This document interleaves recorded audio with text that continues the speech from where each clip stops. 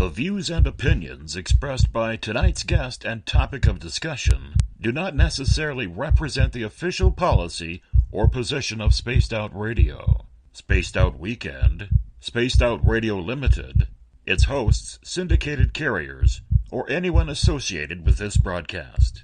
Any rebroadcast, reproduction, or other use of this broadcast or podcast without the express written consent of Spaced Out Radio or Spaced Out Radio Limited is strictly prohibited.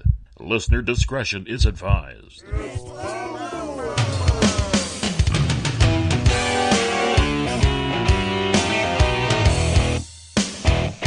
Bumblefoot.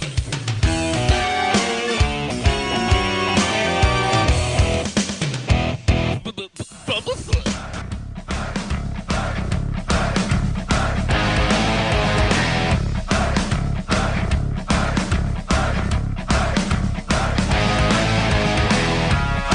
Are you experienced?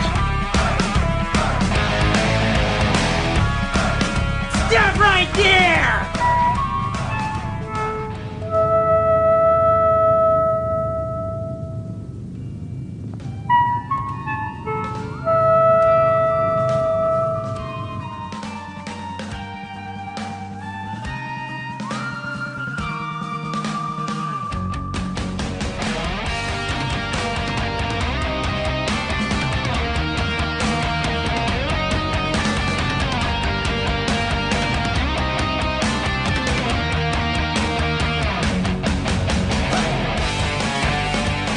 From high atop the mountains of British Columbia to you listening around the world, this is Spaced Out Radio with host Dave Scott. They let us play with all our toys. They let us think that we're big boys. They let us make the louder noise, but we ain't rule the world. They let us think we're Superman. You can follow us on our website, spacedoutradio.com, on iTunes and TuneIn. Follow Dave on Twitter at Spaced Out Radio, on Facebook at Spaced Out Radio Show, or on our YouTube channel, Spaced Out Radio Show. I try to act so cool, but you know I'm just a fool for you. For you. I will stop till I reach the top just to be there with you. Dave, oh Dave, are you playing with Bigfoot and aliens again? Dad, you gotta stop haunting the ghost. It's scaring them. All right, seriously, put down the pointy sticks. Oh, the deeper I fall. Okay! Game on! Game on!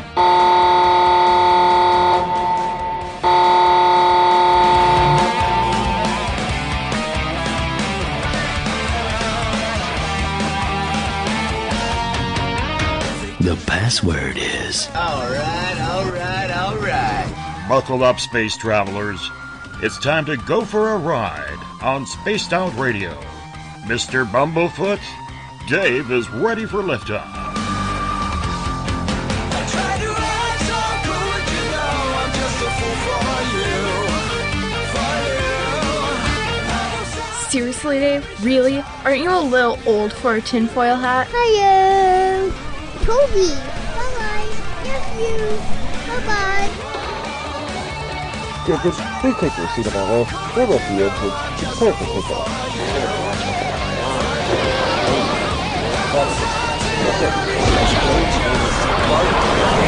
Start. 2, 1. Boost ignition and lift off. I'm such a lucky guy, 'cause after all this time, it's like the deeper I go, the deeper I fall.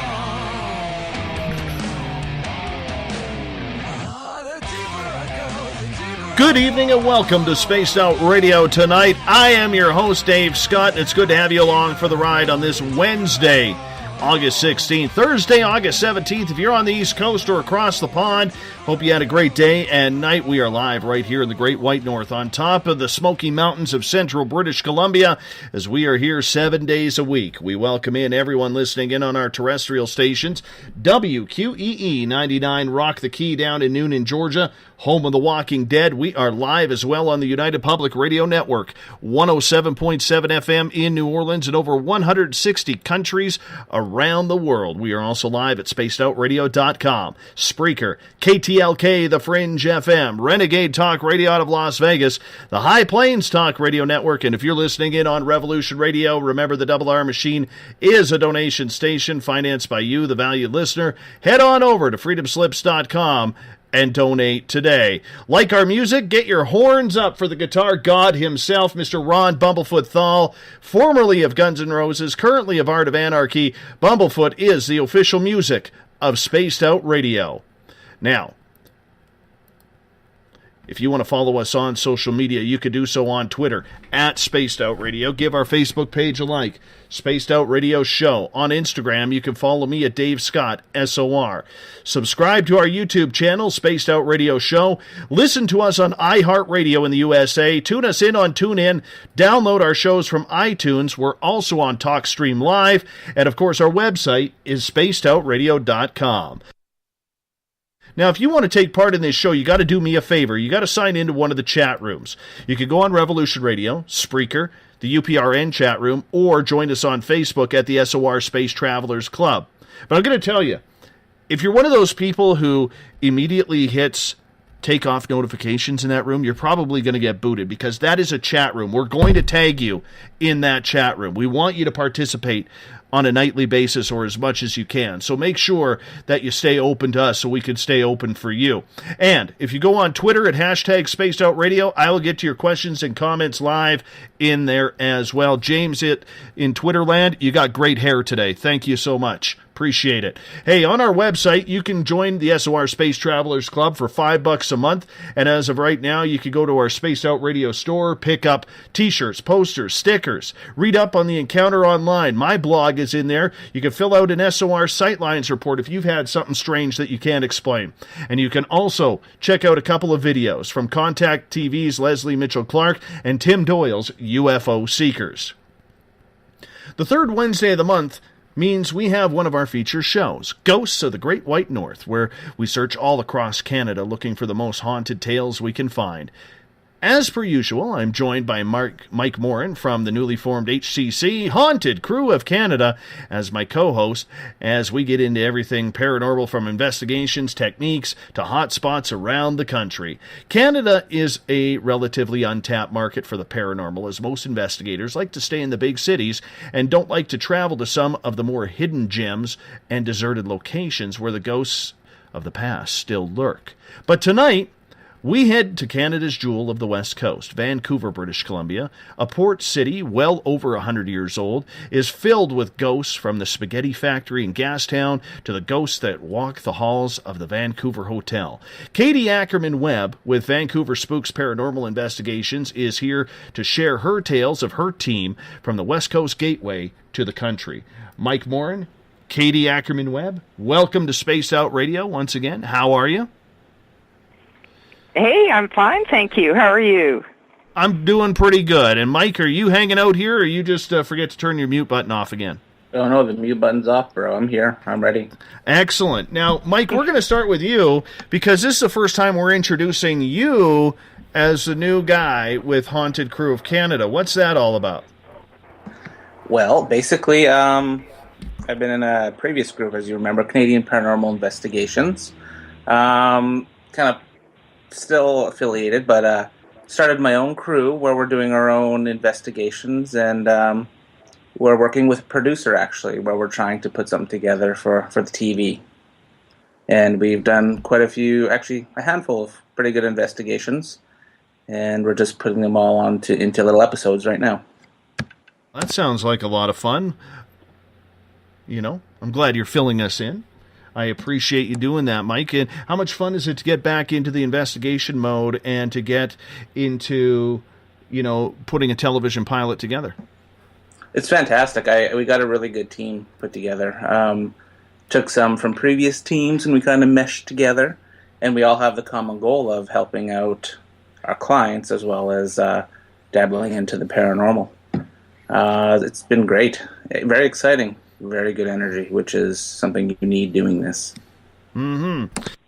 And Katie, let's learn a little bit about you. You're with Vancouver Spooks Paranormal Investigations. How long have you guys been dealing with the paranormal? I started the group in 2006 due to some experiences that I had and the whole passion that I had to find out what it was all about. And I came from basically another team that I had joined a year prior. And things went a little wrong with them, so I left them and started my own team. Sometimes it's easier just to do that, isn't it? It was in this case, yeah. Yes, I think the one thing that we can all agree on, and I'm not trying to take this interview down a negative road, but the one thing I think we can all agree on is, and even our audience, a show of hands out there, and Ron, out in Saskatchewan, we will be able to see you in the Flatlands, so please put your hand up.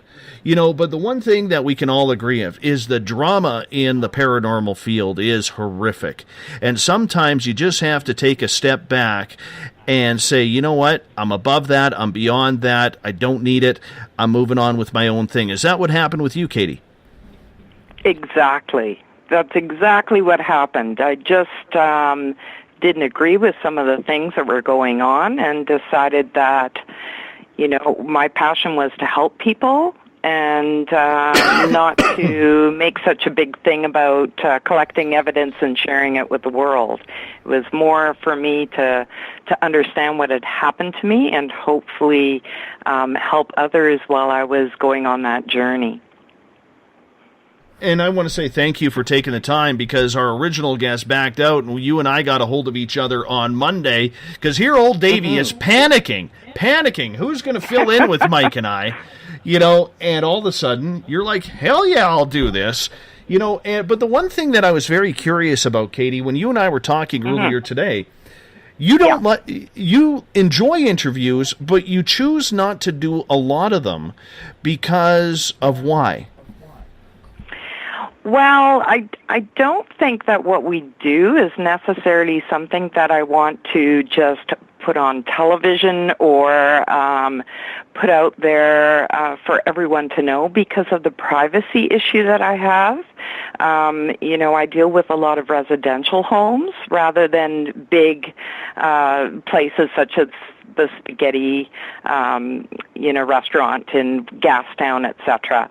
And it isn't a lack of wanting to be out there and known. We do certainly always look for ways to bring people out of their shell to call us up and ask us for help. But we also don't think that, sharing someone's personal privacy and space and experiences is always what they want.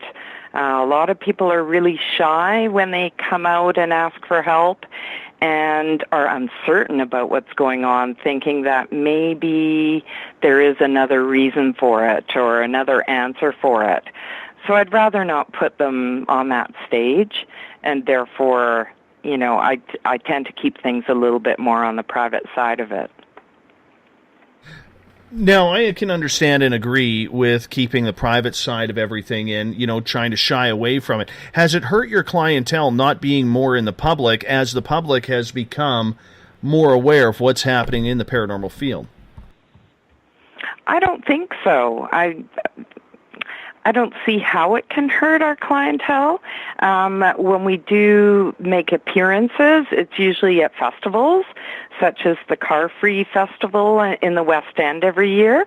And this year we had an outstanding amount of people come up and talk to us and ask questions and sign our survey and sit around and just have coffee with us. It was fantastic. A lot of people are curious. But they do understand that, when you go into someone's home, first off, you don't want to bring a team of 10 to 20 people. Secondly, you want to get to know them and be more on a personal level rather than a clinical level. And you certainly don't want to walk in with a mountain of equipment, scaring them completely, and then, not paying any attention to what they have to say. So for me, being a little bit on the private side helps.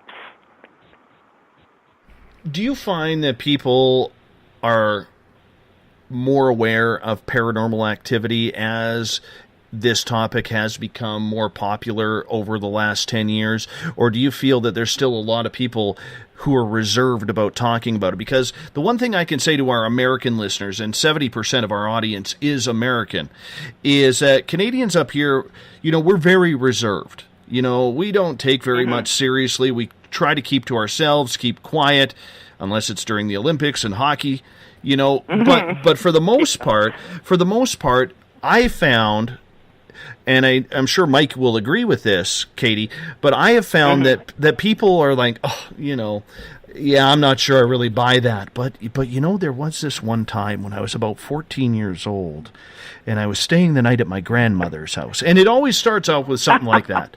Do you get a lot of that in Vancouver? I do. That's one reason why I do a survey every year at the Car-Free West End Festival.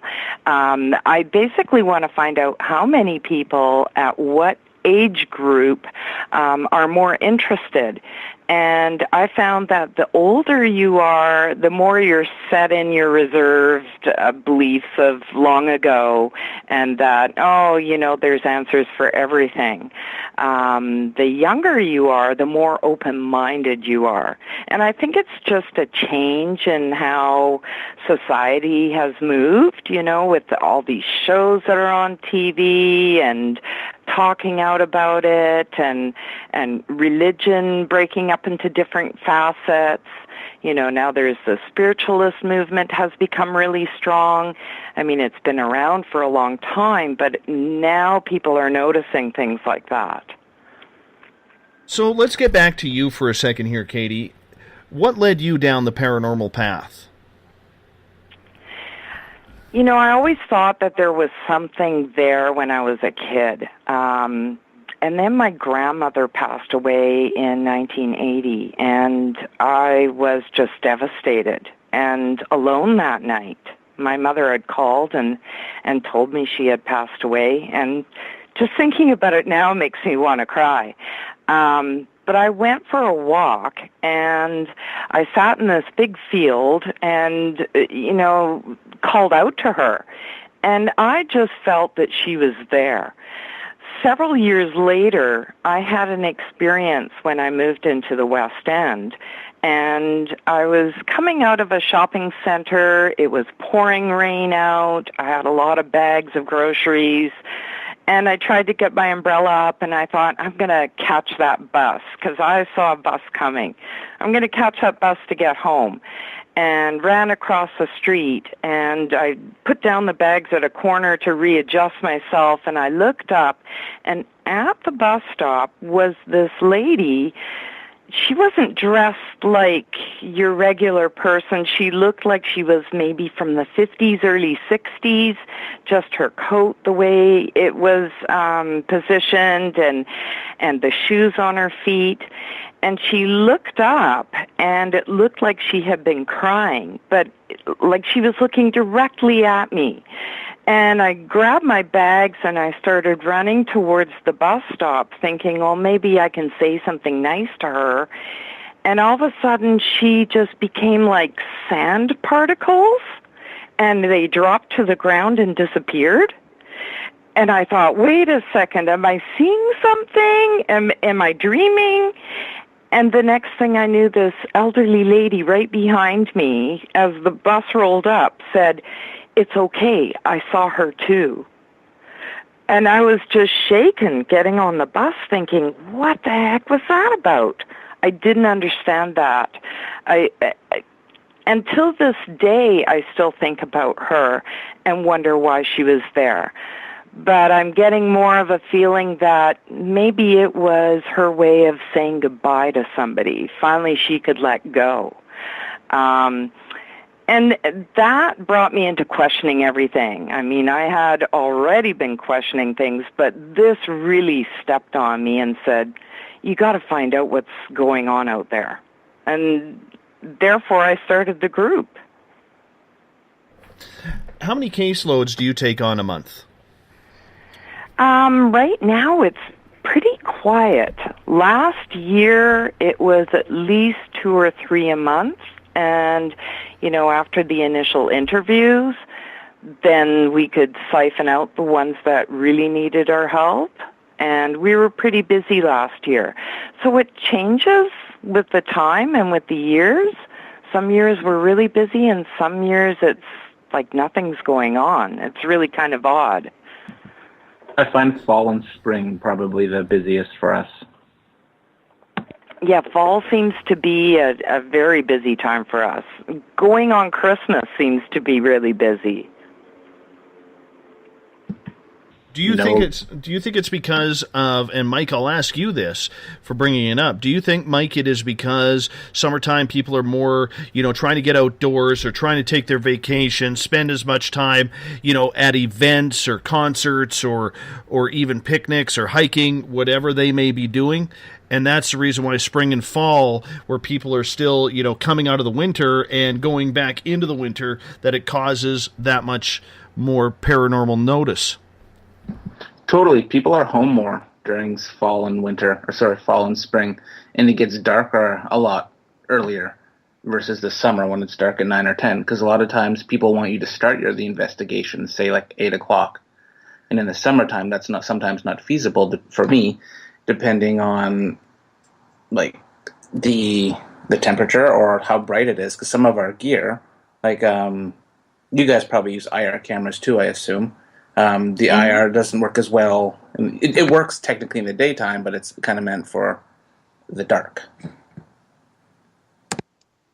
Yeah, you know, we do use equipment that can be a lot better used at nighttime, but we tend not to rely on equipment as much as we do with our senses and with our interviews and with history that we've dug up about the home or the people living there or the people that had lived there.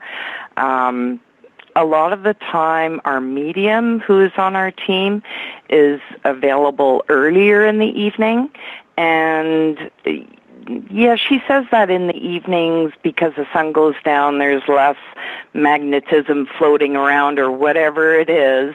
I'm not a scientist. So they tend to come out at night a lot stronger than they do during the daytime. But we've captured voices on our recorders or felt senses that something was nearby at any time of the day or night. So I don't really put a timeline on what time we start our investigations. It depends on the owner of the house. Well, let's get to your team here for a moment. Break down your team for us, because I think it's very important that you're not just a solo act here. You do have members who need to be recognized as well. I do, yes. My wife, Leslie Ackerman-Webb, she's in California most of the time. So we do connect with California, at least Northern California. And I met her through a paranormal hunt that I was invited on down in California back in 2008. And she was one of the top investigators at that time, and still is, according to me. They were on a live website that would host their investigations live, so people could sit in a chat room and watch it all unfold. And she would normally wear the camera on her head and give these great stories about the things that have been going on in the home or wherever they were, and about the history. And she would always make everybody feel comfortable, and people could text, and she'd get to their messages right away. So that's who Leslie is. She's very personable and kind and compassionate. We also have John Mallory, who is an exceptionally interesting person. He's into the technology end of it all. He loves equipment, but he's a skeptic. And so we always challenge him. He's the only fellow on our team, and he's been with our group for several years now, and I just enjoy chatting with him when we go for our car rides and coming up with different theories and ideas and thoughts. He's completely open-minded, but needs proof. Then we have our resident medium, Jules Sterling, and she joined us a couple of years ago and is a very kind-hearted person. She is self-employed, has a husband, a beautiful dog in North Vancouver, and she has been dead on with everything that we've thrown at her. Mind you, I will do all the research. I won't tell anyone on the team what I found. And then when we walk into a house, she's the first person that goes in, and I record her walking through and telling us what she finds. And I tell you, she has not been wrong yet. Mind you, not all mediums are perfect. So, and I'm sure Jules will be the first to say she's not perfect. But we just love her on our team. And then there's my niece, Natasha Balabanoff, who is a sensitive.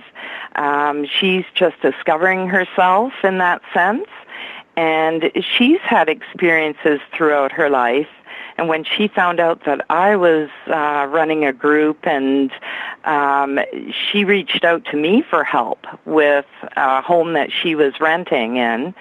And after the investigation came out with good information, and the medium helped her out as well, and we actually moved the spirit entity on, she was just flabbergasted, and I invited her to join the team. So that's our little team, and we prefer to keep it small and cozy this way, and we all get along really well. I think it's a very diverse team that you have, and I think it's smart to keep it small and tight. Mike's team is much like that as well.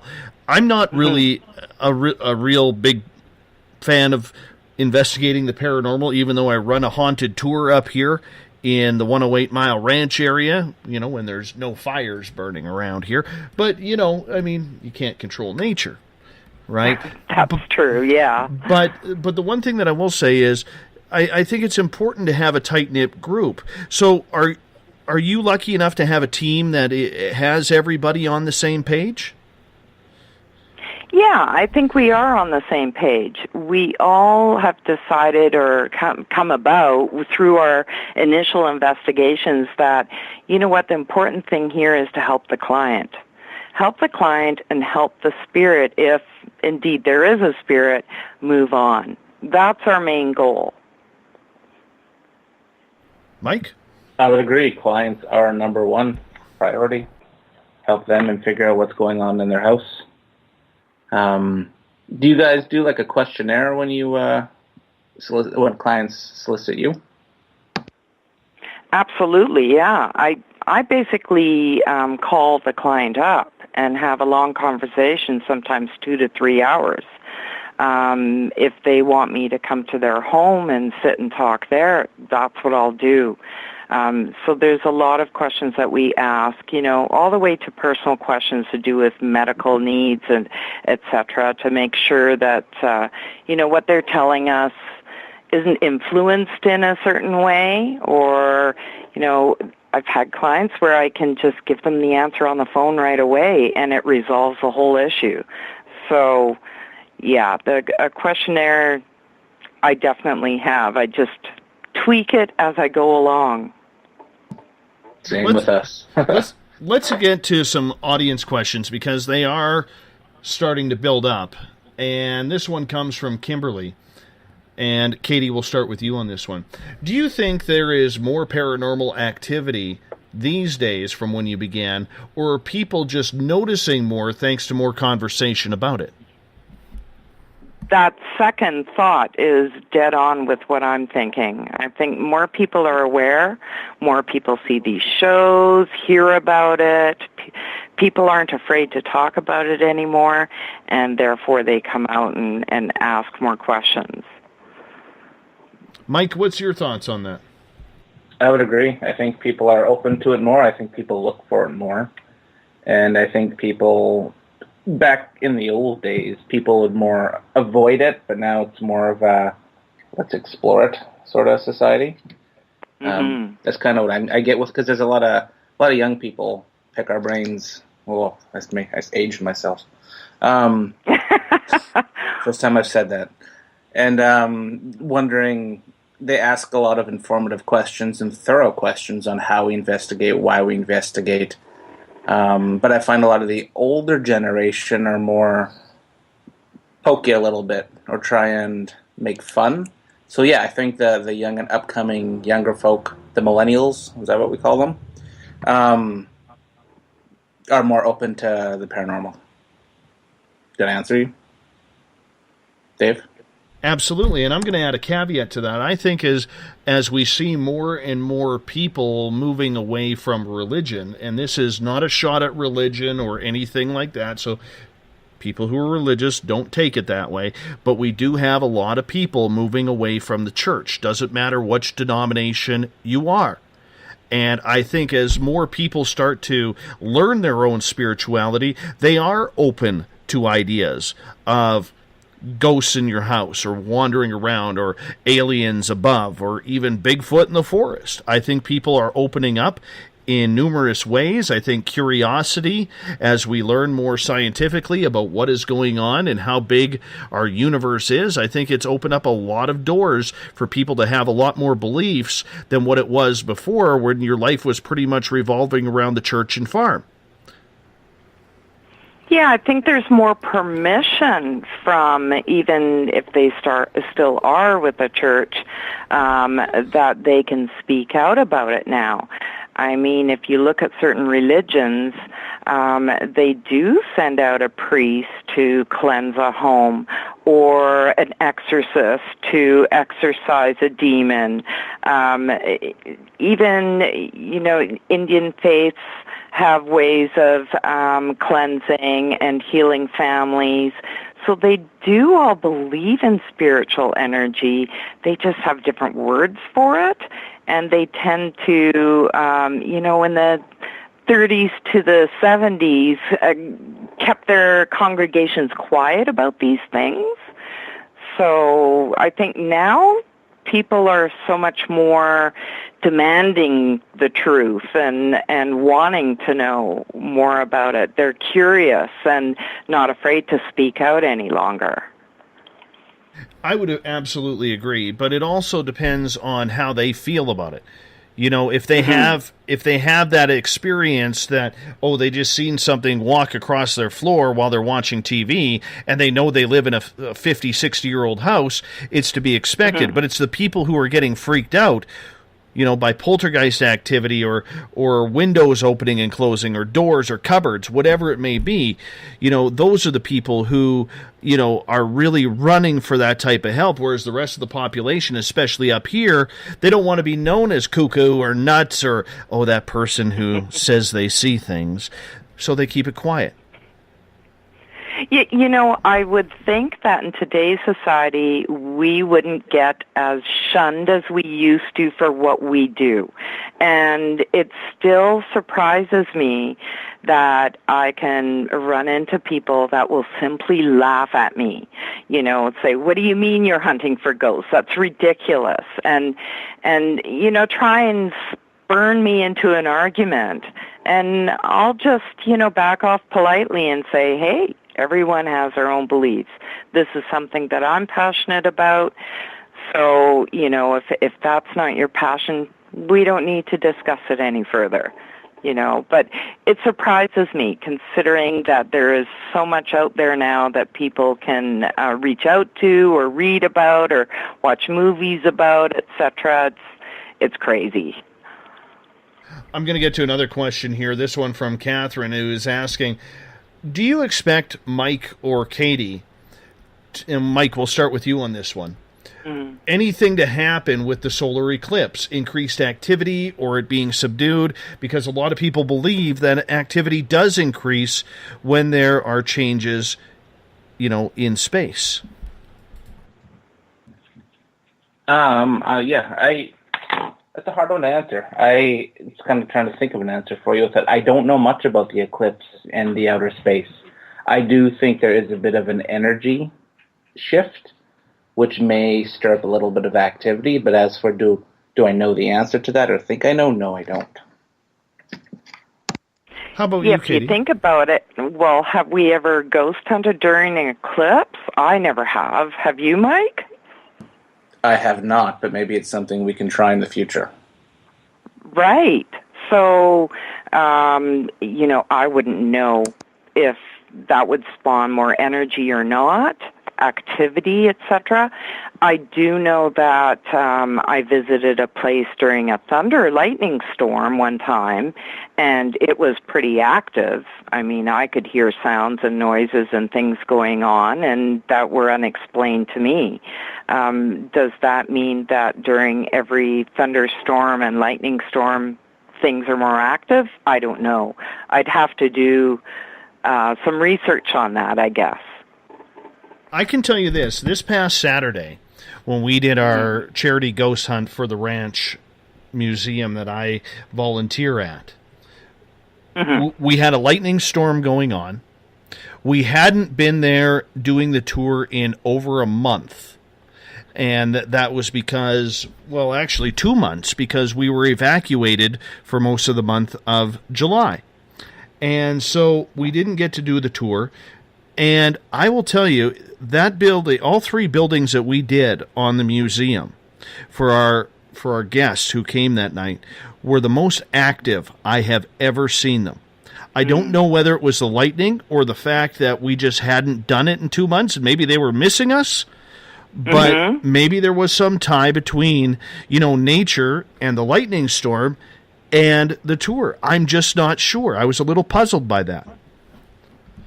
That makes sense to me, too. If we all think that spirits work on energy, that they borrow it from nature or from human interaction or equipment that we may have, if we believe that to be true, then it would make sense, right? But is it proven? We don't know, right? No, nobody's absolutely. proven that, definitely. Absolutely. And you're going to have to bring your team up here and do an investigation at my heritage site. I am. I'm thinking about that. That sounds like a really great place to go. Mike, the 100 Mile House? Yeah, just outside of 100 Mile House, yes. Okay. It's an awesome place to investigate. I've done it a few times, and you won't be disappointed. Evidence every time. It is. Terrific. We've had a lot of people come up here and say this is probably one of the, including Mike, many a times, who will tell you our museum is one of the most active in the province. Wow. Well, I'll certainly be talking to the rest of my team and get in touch with you. Absolutely. Absolutely. We'd love to have you. Have you ever, and speaking of the tour I just went on, or just held, we actually had, myself included, and 2 other guests who were on the tour, got hit with what felt like cobwebs, even though there's no cobwebs in the building. What is that, in your opinion? That sounds very familiar. I've been hit with cobwebs in certain places. I'm sure a lot of your listeners, especially if they're American, have heard of Waverly Hills in Kentucky, in Louisville. And it's, I guess, a tuberculosis asylum that was also used for the elderly at one time, and I guess the mentally challenged at another time. Closed down and abandoned, and I had experiences there where I would walk in through a room, or what used to be a patient's room, and the moment I stepped through that doorway, I felt like there were spider webs over my face, and then I would feel the rush of tingling going through my body, as if something had just stepped up and introduced itself to me. So what is it? I'm going to say that it's most likely, if there are no cobwebs, that it's most likely some sort of energy source that has introduced itself to you. Mike, have you ever been hit with the cobwebs? I have. I've actually been hit at 108 Mile. I do. I think it's spirits or spirit energy reaching out to you, getting your attention. I think if they don't feel like communicating verbally, so to speak, I think that's their way of letting you know you're there. Because a lot of times, or it's when they're gathering energy to communicate with you. Because the last time I was at 108 Mile, when we were up in the post house, we started, I think it was Melanie, she started saying she felt cobwebs, and then Kelly said she was starting to feel cobwebs. And that's when we started getting a lot of our evidence and a lot of the paranormal, I guess, called action when we were up there was after the cobweb. So maybe it's them gaining energy to communicate. That could be, Mike. When you're talking about 108 Mile, I went out to Cranbrook area last year, end of September, when it was still beautiful weather, and traveled the number 3 highway, the Crow's Nest Highway, with my wife. And our goal was to go and meet a new client out in the Cranbrook-Kimberley area. Went to her home, and she's got this really interesting basement where it's cement basement, and there's a little tiny room off of the main large room where they had their laundry, etc. But this little tiny room was like a child-sized bedroom. It was very small, and there was nothing in it. It was complete cement. And it looked like it was probably part of the old foundation of the old house, because they had rebuilt parts of the house. There was a point in our investigation where my wife was upstairs and I had come down to sit in that room, and I was in the middle of the room, had my recorder sitting on the floor in front of me, and all of a sudden I just felt like there was something there. Didn't know if it was human or not, but that whole cobwebby thing, and then the spritz feeling like pop bottle soda going through your outer skin, and that knowing at the back of your head that somebody is watching you. Very freaky. Thinking back on it, racking the old brain, when I have experienced the cobweb feelings, there's also a temperature fluctuation. It usually goes temperature, cobwebs, action. Yeah. I experienced that just in Port Townsend, walking up a flight of stairs, and I was with a friend who's a sensitive, and she said it felt like she walked through a group of people, and it certainly felt that way, but I heard it explained to me that it could be temperature fluctuation because we were going up. Makes sense to me, if that's what happens. But yeah, it could be that too. I guess it all depends on where you are and what's going on, right? Did you stay at the old Manresa Castle when you were in Port Townsend? No, the Palace Hotel.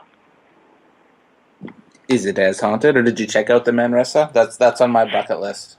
We did go to the Manresa Hotel. They allowed us to walk around on the first floor. They wouldn't let us go anywhere else unless it was outside. And you didn't want to disturb the guests.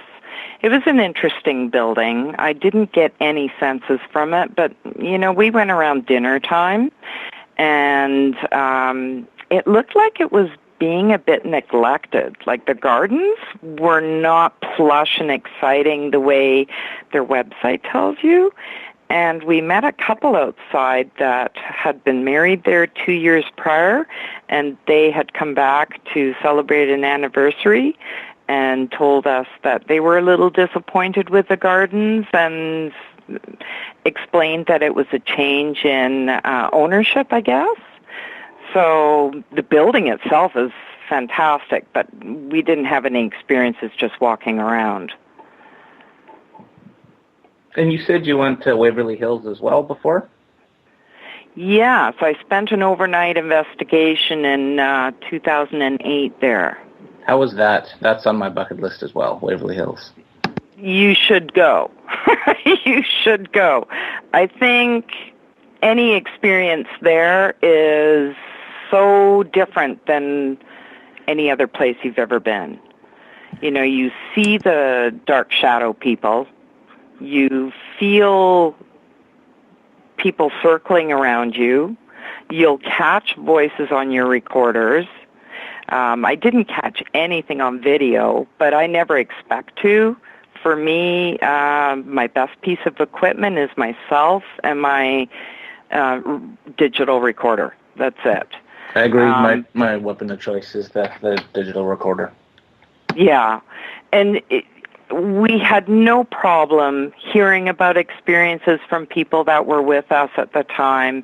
That death chute, wow. It's a walk down to where it ends up, where the railroad used to pick up the dead bodies, but it's dark in there. There's no light whatsoever.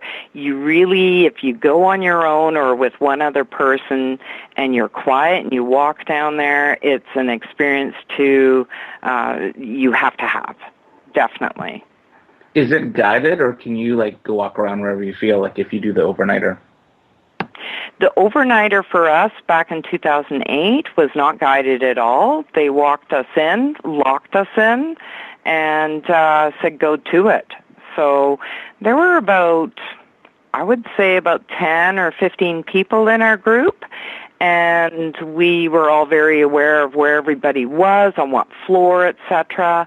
And basically, I tended to stay away from everyone else. I wanted to have a quiet walk through. And the young lady that was paired up with me, she was just discovering her sensitivities. So she did a lot of talking, but bless her soul, she connected with some children there. And I did feel all of that, and we did receive some evidence through EVP. So you have to go. I can't do it justice. Absolutely have to go. Yeah, totally on the bucket list. Sounds awesome. Mm-hmm. You mentioned, Katie, that your team is not very in tune with using a lot of gear. It's just not the way you investigate. You don't feel as personable when there is a lot of gear around.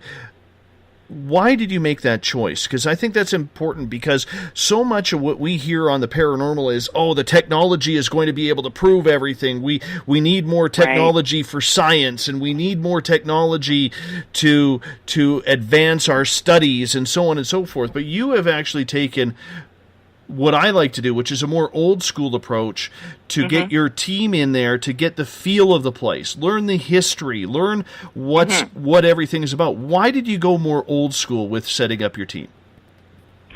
Well, I think that, the previous team that I had been involved with was all about equipment and wanted to prove everything via the equipment. When I'm watching these television shows and talking to people that are out there asking questions about it, everybody has a sense of belief that, your EMF meter, if it goes off, you definitely have a spirit in front of you. And that's not true. It simply isn't proven. And you're forgetting that there's a lot of electronics around. There's lights, there's copper sets off meters, there's wiring in the walls. All these things can set off all these meters and technology and bits of pieces of equipment that people have. While I let our team play with that equipment, I don't use that as a basis for our findings. I think the most important thing is corroborating history with whatever we come up with from our own personal experiences, from our recorded voices, because that one piece of evidence certainly has won our attention. We've had very clear communication that made sense to what we were asking or what we were talking about. For instance, there's this place in Port Coquitlam called the Giggle Dam Dinner Theatre. amazing place to go, number one, if you're an investigator. And number two, the team, the Giggle Dam crew, is just hilarious. They're wonderful people. Their shows are terrific. They put on great dinners. And the theater itself has history. When they called me in, and I went ahead and did a lot of research, talked to people that had actually worked there prior to it becoming the dinner theater, found out about the history of it, and kept mum's the word. The day that we went in and set up some of our cameras, on one of the cameras, I caught a voice saying, "Revenge," and then it echoes, "Revenge." And there was a murder in that building. And the spirit that they believe, the main spirit that they believe is there, was the guy that was murdered. So for me to be in the hallway that he's seen all the time and setting up my camera work, and I'm just talking to, it wasn't John at that time, I think his name was Mark, was with us at the time, and telling him to go put recorders on the stage, and hearing this voice coming out as in revenge, I knew right away that's got to be William Rudy. He definitely talked to us on other occasions and gave me the heebie-jeebies, but it just all clicked together. I think relying on your own senses, you will feel, if you really concentrate and block other things out, you will feel when a room shifts. You will know that something just changed and there might be someone there. Listen to your intuition. Listen to what your body's telling you. You know, the hair up on the back of your neck, the shivers down your spine. They're there for a reason. You have sensitivities. Everybody is sensitive. It just depends on how open-minded they are to receiving that information. And we tend to use that information. Now, Mike, you're kind of a hybrid of both, because you're a real equipment geek, but you're also very knowledgeable when it comes to the spiritual side of the ghost hunt and communication. How are you guys with HCC able to blend that together successfully? We're very similar to where we'll research the history. Like the last location we had, I think we interviewed six people of all their accounts, and we also, one of the ladies we interviewed used to live in the particular house we were investigating way back when people lived in it. So yeah, we love to obtain history. We love to know the surrounding areas. We also love to spend time in a place to kind of pick up on the vibe, use our senses to be like, well, where should we investigate? Or if it is haunted, let the spirits know that we're there in peace, coming to just have a chat, communicate with them, send messages, whatever they want, we will do. Yeah, as for equipment, wouldn't call myself a geek because I open all my gearbox and I'm like, why the hell do I have all of this? When I usually I'll use my digital recorder, I'll hand my Ovilus to Dave, I'll hand my K2 to Dave, I'll hand my spirit box to someone, and I'm usually just the guy with the camera and a recorder. But I do like I'm like that too, Mike. I do like the gear. I like to talk about the gear. I like to play with the gear. Do I depend on the gear for evidence? No, not at all. Audio, video, and visual, and people's accounts, like what has happened to people, and personal experiences as well. So yeah, I would call myself. You and I think alike. Yeah, our group would be a hybrid. Yeah, we use the gear. We have all like the latest crap that's out there now. Well, not crap. It's all good stuff, and we do dabble into the history and all that as well. So it's 50-50, absolutely. We only got a couple minutes before we go to break. I'm going to slip this question in for Katie right now. This one comes from Robin in the SOR Space Travelers. And he is asking, I have a big interest in the paranormal, and I've never been a part of a team. A friend of mine who's been doing it for 30 years wants me to join his team, but I'm not sure and I may just want to do my own thing. What would be your advice for Robin? I think Robin should go and chat with his friend and maybe meet the team and see what kind of people they are. What do they believe in? What is their mandate or their mission, I guess? And if it's something that he is in agreement with, why not join and see how things go? Learn. Absolutely learn. Pick up techniques or bring in something new to teach them. And, you know, if it comes to a point where you no longer feel like you can be part of that team, then go ahead and start your own. But, you know, learning is one of the most important things that I did when I was with the other team. And whenever I meet with other teams, because I do communicate with a bunch of Vancouver teams that are here, with California teams, even Texas. I've got a friend in Texas, Paul. He's got some great theories of what may be going on and what could be happening. So it's always good to learn from one another, and then if you feel comfortable, strike out on your own. Guys, we only got about 30 seconds before we're going to go to our first break of the night. This show, we do it the third Wednesday of the month, called Ghosts of the Great White North. I am joined by Mike Morin from Haunted Crew of Canada. Tonight, our special guest from Vancouver Spooks Paranormal Investigations, Katie Ackerman-Webb. We're so happy you decided to join us. It's been honestly, it's been a pleasure. It's been an absolute pleasure. I'm going to get you guys to hold on while we hop out for our first break. More about Vancouver's haunted spots. So if you're traveling to the West Coast and you want to see the beautiful city of Vancouver and look north to the mountains on the Cascade Mountains, just remember, there's ghosts all over the place. We'll be back with more Spaced Out Radio right after this. 365 days a year, we're in the field, investigating UFO sightings, talking to alien abductees, and visiting secret military locations like Area 51. We're UFO Seekers, official partner of Spaced Out Radio. Follow our daily search for the truth at ufoseekers.com or like us on social media.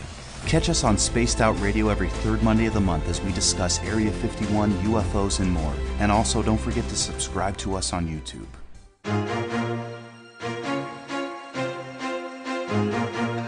From coast to coast to coast, Blacklight Uncharted is taking on the paranormal across Canada. From ghostly hauntings to the UFOs flying above in conjunction with MUFON Canada, we're closely investigating what's going on in the northern skies and checking out the apparitions that walk among us.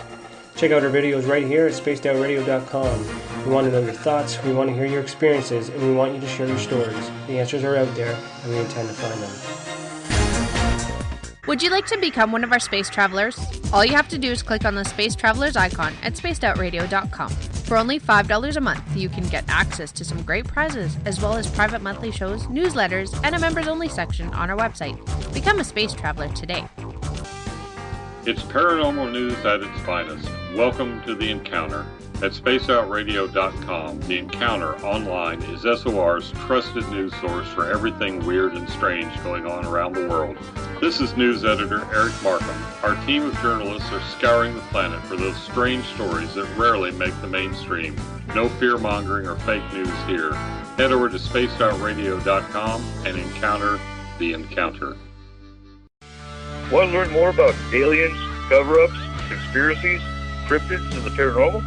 All you have to do is tune in S4 as we take over Spaced Out Radio Night, starting at midnight Pacific, 3 a.m. Eastern, each and every Saturday night, right after Spaced Out Saturdays. Hi there, this is Eric Cooper from Forest Moon Paranormal. Join me, Corey Ruiz, and friends as we discuss the hot topics of the night. It's fun, entertaining, and as dark as the night. Find us at spacedoutradio.com.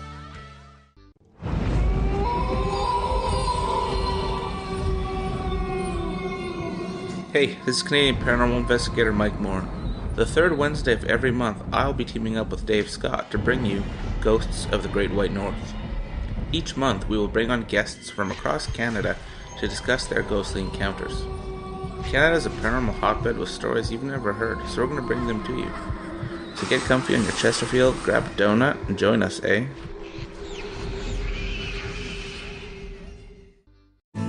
Are you an experiencer? Have you had run-ins with strange creatures you can't explain? ETs, Dogman, Bigfoot, werewolves? They're enough to scare the daylights out of anyone. Hi there, I'm Butch Witkowski from your 4-Cop. And on the last Monday of every month, you can listen to me and the host, Dave Scott, talk about the weird and the strange being reported on Spaced Out Radio. I'm going to bring my investigations and sources, you bring your experiences, and we'll figure out the rest together. Strange Days on Spaced Out Radio. Come tune us in at spacedoutradio.com.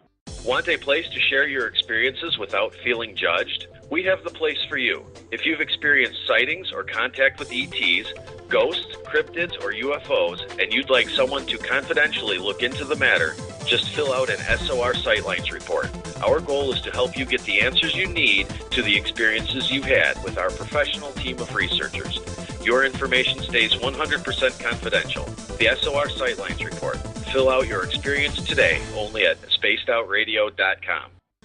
Psychic Sundays, spiritual communication, ET contact, Sasquatch in your backyard. We will have it all on Cosmic Passport with me, Elizabeth Anglin. Each Sunday, starting at 9 p.m. Pacific, midnight Eastern, at spacedoutradio.com, I will take you on a journey of enlightenment. The goal is learning from the soul on out.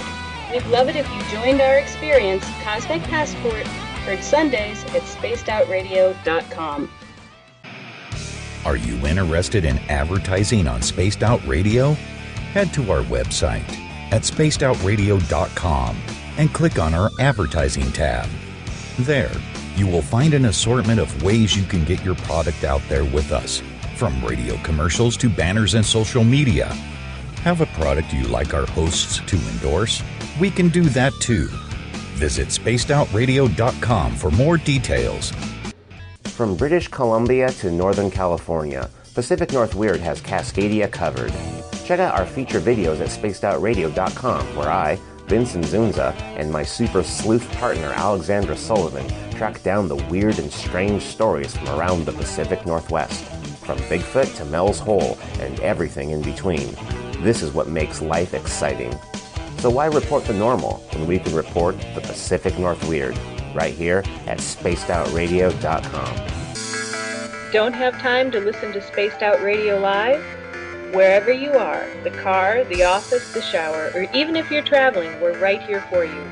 Each Spaced Out Radio show can be found on iTunes, TuneIn, and on our YouTube channel, Spaced Out Radio Show.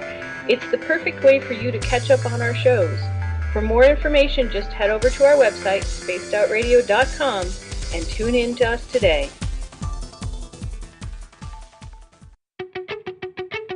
Welcome to Spaced Out Saturdays with me, Dave Cruz from Beyond the Strange. Our weekly feature on spacedoutradio.com will take you around the world discussing everything from the paranormal to the latest conspiracies from the top guests in their fields. We won't leave any story uncovered. Spaced Out Saturdays at spacedoutradio.com starting 9 p.m. Pacific, midnight Eastern. The views and opinions expressed by tonight's guest and topic of discussion do not necessarily represent the official policy or position of Spaced Out Radio, Spaced Out Weekend, Spaced Out Radio Limited, its hosts, syndicated carriers, or anyone associated with this broadcast. Would you like to connect with us?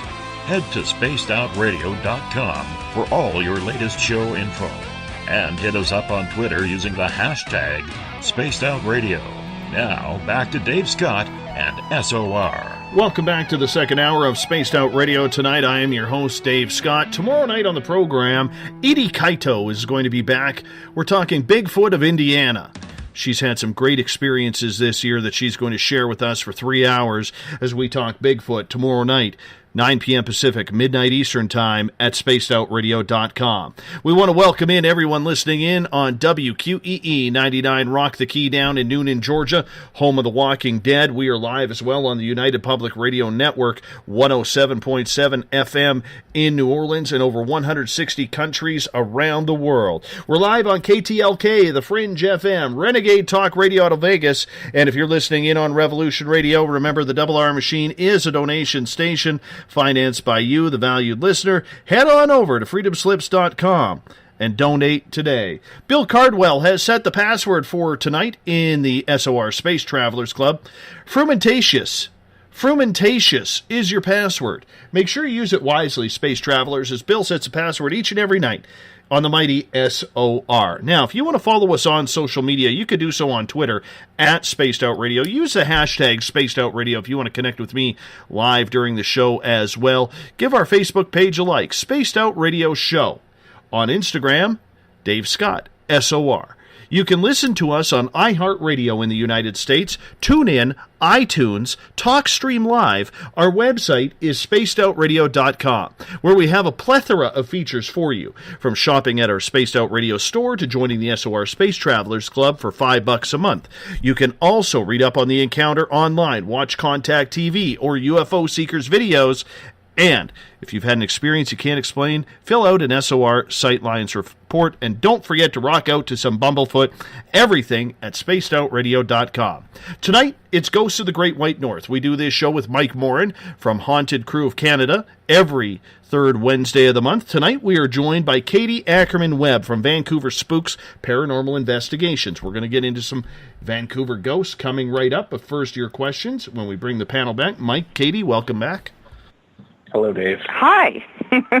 Well, Katie, you're just so excitable. Hi, glad to be here. This is just awesome. Loving it. Thank you so much for doing that. Let's get to some audience questions right off the bat. This one comes from Jeff. Jeff is asking, Katie, what is the craziest place you have investigated, and what happened there? Gosh, I could talk about so many crazy places. One of the craziest places I have ever been to actually is in California, Northern California, and is now razed. The whole building is gone. It basically was a winery that had a sex cult dug into it back in the 1890s. And the fellow that ran this sex cult basically told his people that the more sex they had with him, the higher to God they would become. And eventually the community around this winery kicked him out, and his, co-anchor, Japanese fellow, took over, and basically the sex cult died out, and he kept it as a winery and tried to make some money out of it. It eventually fell into decay, and now it's been razed. But what happened there was when I met my wife, her and her team had gone through there on a number of occasions, and they had always seen some sort of dark figures or felt really eerie, even one investigator didn't want to go back in because he felt it was kind of demon-infested. So one night, Leslie, her brother Daryl, and I got our digital cameras and recorders, and we trespassed, unfortunately, through a little fenced gate and then onto the property. And we walked around to see if there was anyone there, and didn't seem to be. Normally, people that camp out overnight inside one of the buildings leave garbage, etc., and they've tagged the place all over. But there was no one there that night. And I was in a back room when Leslie and Daryl walked out of that room and into the larger room where there were a bunch of kegs lying on the floor. Unfortunately, empty kegs, but they were lying there. And that room had a big doorway open out to what used to be another room, but the floor had caved in and it sunk, I would say, probably about 6 feet below. And while I was in the back, I was kind of filming the tags on the walls and listening to sounds. And I turned around and decided I've done that room enough. I'm going to come back into the main room where Leslie and Daryl are. and I'm walking over some wood that was lying on the floor, and I looked up, and my eyesight was at the opening to that other room that was sunk in, and in the doorway stood a man, except he was completely black. He was a shadow for sure, but I could make out what kind of a hat he wore, that he had a long coat that went down to probably his shins, and I had the sense that he was really angry. He was ready to explode, it felt like. And, of course, my whole body reacted, almost dropped my camera, and when I looked back up, he was gone. I ran over to Leslie right away. Leslie, guess what I saw? And she said, hang on, Daryl saw something too. Now, he's told me about his experience, so she shooed Daryl away, and I told her about my experience. Then she called Daryl over and she said, you guys won't believe this, but you saw the same man standing there. And it was in the same place, and Daryl had seen him moments before I did. As I heard this, I was thankful that someone else had seen the same thing. But I started talking about how I felt that he was just angry that we were there, that we were intruding, and that maybe this is the guy that is frightening people all the time when they try and come in there and investigate. Maybe this is the dark force. We eventually walked out of there, and as I was coming out of the building, I swore I heard women whispering. It was a quiet night. There was no one there. It's away from, the highways and buildings, etc. It's basically like on a sloped farmland almost. And the nearest road is quite a ways away from the actual buildings. And I heard these women whispering, and I couldn't figure out what they were saying, but it made me look up at one of the windows, and I thought for sure there were two women in that window, but I couldn't see them. When we finally left that whole area and we were talking about it, Leslie had told me that on one of her past experiences, she actually caught a voice of a man in the same room that we had been in, and she didn't hear him at the time, but she caught him yelling at her to shut up right now, and it was a real gruff voice. And she had just been asking, is there anyone here? Is there anything I can do? So it just shook my whole belief. I mean, everything just changed for me with that. I'd never seen a shadow person before, so that shocked me completely. That is really, really intense. What an intense experience. How did that change your perspective on the paranormal and how you perceive things to work? Because you seem to have just a plethora of things going on there. Yeah, after that time, I think when my team became more of a cohesive team, older members had left and newer ones had come in, and I now have that team and for several years together. Things started changing for me. I realized that if people are crying out for help, then I'm going to find them help. And maybe this guy, maybe this shadow man was teaching me to be respectful, to listen to what spirits have to say. Not to say that he was right or anything like that, or that I would respect what he was doing, but it taught me that there is history in a place, and that I should be aware of it, and I should respect it no matter what. And it certainly changed the way how I thought about equipment, how I felt that investigations should go, and decided that maybe welcoming a medium into the team would be the right thing to do. So it completely changed everything. I just erased everything I had envisioned and started fresh. Let's get to more questions from our audience here. And this one comes from Ron, and he is asking, how important is it for your team, Vancouver Spooks Paranormal Investigations, to protect and cleanse yourselves during or after an investigation? And if so, what methods do you use in order to protect yourself? Ron stole my question. That's a fabulous question. Thank you for asking that, Ron. I believe that we should always be ready for anything, and therefore protection is a main step that we take before and after. So when my team gets together and we go to a client's home, outside on the sidewalk or away from the property line, we will join hands and we do what we like to call the white light.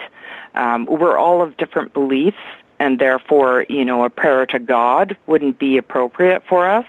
I always tell the team, if you have someone you want to pray to, do it quietly while I encompass us all in white light.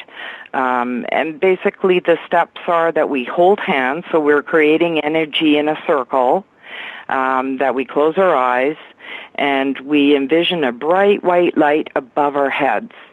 Then I walk us through pulling that bright white light down over our head, and I name all the body parts as we go along and pull it down over our bodies and then anchor it into the ground. So now we're covered in bright white light, and I call out to all spirit entities of good light and white light, all our ancestors, all our angels and gods, to please protect us that night and keep us safe and keep anything dark at bay. After an investigation, we basically stand in the house and we thank the entities for allowing us there and for allowing us to speak with them, but we tell them that they have to stay there, that they're not welcome to come with us. And when we get off the property, we again hold hands and do the white light for our trip home. And I've told all my investigators, please take a shower when you get home, put sea salt in with your laundry. Don't wear those clothes until they're washed in the laundry. And it seemed to work for us. None of us have been attacked full-heartedly or scratched or anything like that, but I know it will happen one day. I just know it. Let's get to another question here. This one, we're going back to Robin. He is asking, how then do you think is the perfect way to start your own team? Well, like I did, I basically through Facebook, or at that time it was MySpace, put myself out there and said, hey, this is what I'm interested in. Is anyone in my area interested in joining? And then I went and interviewed them. I went and sat in their home or at a coffee shop and asked them questions that I thought were important to know in order to see if we meshed, if we could be cohesive together. And, asked hard questions. I wanted to know, do you do drugs? What are your beliefs? What would you bring to the team? I wanted to make sure that whoever I was inviting to come and join me to go and investigate was going to be somebody I could trust and rely on. And if you have those two questions answered, then you've got a team. And the next step is basically finding clients. And, I built our web space. I put us on Facebook, Twitter, Instagram. I try and use all the mediums I can. I walk around the neighborhood. I pass out my cards. I attend festivals. I talk to friends and their friends and friends of them. I advertised. And once we became known, I stepped back a little bit. And I tell you, when residences come to you and ask you for help, there's word of mouth. If they're happy with what you did, they'll tell their friends, who then will tell their friends. And we've gained clientele that way. Mike, would you like to add to Robin's question about how to start a proper team? Yeah, legwork. That's the hard part at the beginning. Going to all the different locations, setting all your accounts up. That's what's the most time-consuming part is. But how I did it is a couple of people I worked with, we kind of all had a joint interest, and we all watched scary movies together. But we also have always been intrigued with the paranormal. Like mine goes way back from when I was little. So we kind of started a weekend thing where we'd go out once every few weeks. We'd go to graveyards. We'd go to other public locations with our Radio Shack voice recorders that we had way back in the day. But now we've upgraded everything. But what I would recommend doing is a lot of teams always are looking for new members, because I've noticed in this field there's a pretty big revolving door of members on teams. Mm-hmm. So I would find a team to join wherever you live and learn from them. If they're a good team or even a mediocre team, so to speak, on what you're looking for, you're still going to learn the basic tools. You're still gonna pave the way for what you want to do. And once you know what you're doing with the gear, with the technique, that's when you can start to branch out on your own. That's what I did. Go ahead, Dave. No, please, finish up. Oh, no, I was just going to say that's what I did. I kind of started a team with friends, then we joined another team, which I quit and then went to a different one. And then you're basically building your tool belt. And that's what brings me to today. I'm happy where I'm at with the paranormal, and I'm happy with the team. I'm not going to say I put together, that our team put together. Mm-hmm. And there's no drama, there's no BS. We all know what we want. We all know how to use the gear. And once you're there, it's fun. And yeah. I'm going to take this one step further for you, Robin. Mm-hmm. Have a goal of what you want to solve. There's enough Pokemon Ghost players out there that are just doing it for a hobby because they want that thrill of the fear and that excitement that goes along with it. And when you're dealing, especially in residential areas and business areas where these people may have had enough of that spirit in the house, you're not doing them any favors. So before you put a team together, define what your goals are and what you are trying to solve. Whether you're trying to solve the life after death or why a spirit is hanging around or torturing a family, have a goal of what you are trying to do. We have enough of these teams that are running around calling themselves paranormal investigation teams where all they're doing is the tourist attractions. That does nothing to help this field. Make sure you set and define your goals of what you want to solve and how you want to help. Then you will be much further ahead. Well put, Dave. I agree with you wholeheartedly. You know, I bump into people that are, just out there for the scare. And I tell you, this is serious business. This isn't something to play around with. When you meet an entity that is of darkness, you will know, and you better be ready and protected and good within yourself, because if you carry any baggage or you're just there for a lark, it's going to follow you. Guaranteed it will follow you, and you're going to be sorry. Well, you know what? And up at our museum here, and Mike can attest to this, we have a spirit in there named Willie. He hates the tour. And when Mike's team was up here last in May, Willie actually attacked one of his members. Wow. And what happened to that member? Well, we parted ways from team. He's no longer in the team, but that's not the reason. Just the type of questions he was asking, the way he was asking wasn't respectful, like in my opinion. I don't think it wasn't Dave's opinion. And Willie called him out and had some fun with him, basically. got a little angry at him, and yeah, it changed the previous team member's demeanor and everything. He got really angry, borderline violent. Pretty scary. Wow. Yes, and apparently I was the target. But that's another story. Well, it makes sense. You have to respect them no matter what. Absolutely. Have you ever heard of Boot Hill Cemetery, the old BC penitentiary? Is that in New Westminster? It's in New Westminster. Yes. I've investigated there a couple times. Have you? I have. So you might know what I mean. I know that they've changed it now, and I'm actually in touch with one of the fellows that's in charge of what they've done to the place. Before, several years back, it was well hidden behind a lot of brush and brambles and trees, and you had to walk through the hospital admin building area just to get into it.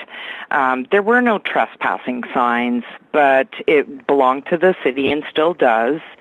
And there's these 49 or so men buried there, and I have this passion of discovering who each one of them is, and I actually write a blog about each one as I'm researching them.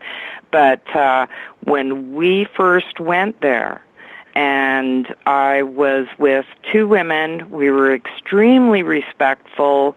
We didn't know what they had done. I knew nothing about them other than this place is extremely haunted. And the moment you walk to the upper end of that cemetery, you feel this angry push come right up to your nose. You can feel the darkness hit you. And the lower down end of the cemetery, not so much. You get some tingles down there, but it's more active up at the top. I don't know why. But I brought two separate mediums there on separate occasions. And the second one was from our team. She immediately said, "Oh my God, Katie, there are 10 rough-looking guys. They look like they're from the 60s or 50s. They've got tattoos. They are smoking cigarettes. They just look really upset and angry, and they're coming at us. They're running towards us." And, before we even got there, I could feel this darkness come over me. And I'm glad we got out of there at that moment, although I wanted to stay so badly and get some evidence.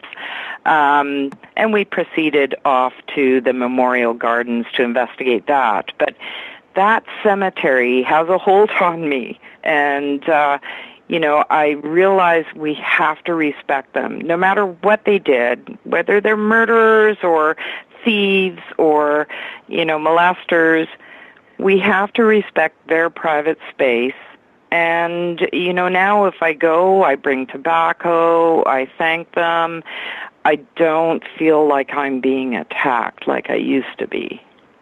Was it the northwestern corner by the top gate? Yes. Yeah. That's not a good spot. The upper end, right? Yeah, that's not a good spot. One of the guys I was investigating with, we went there very respectful as well. He got goosed. Is it the same thing when a guy gets goosed? Is it the same term? Yeah, he got goosed in there.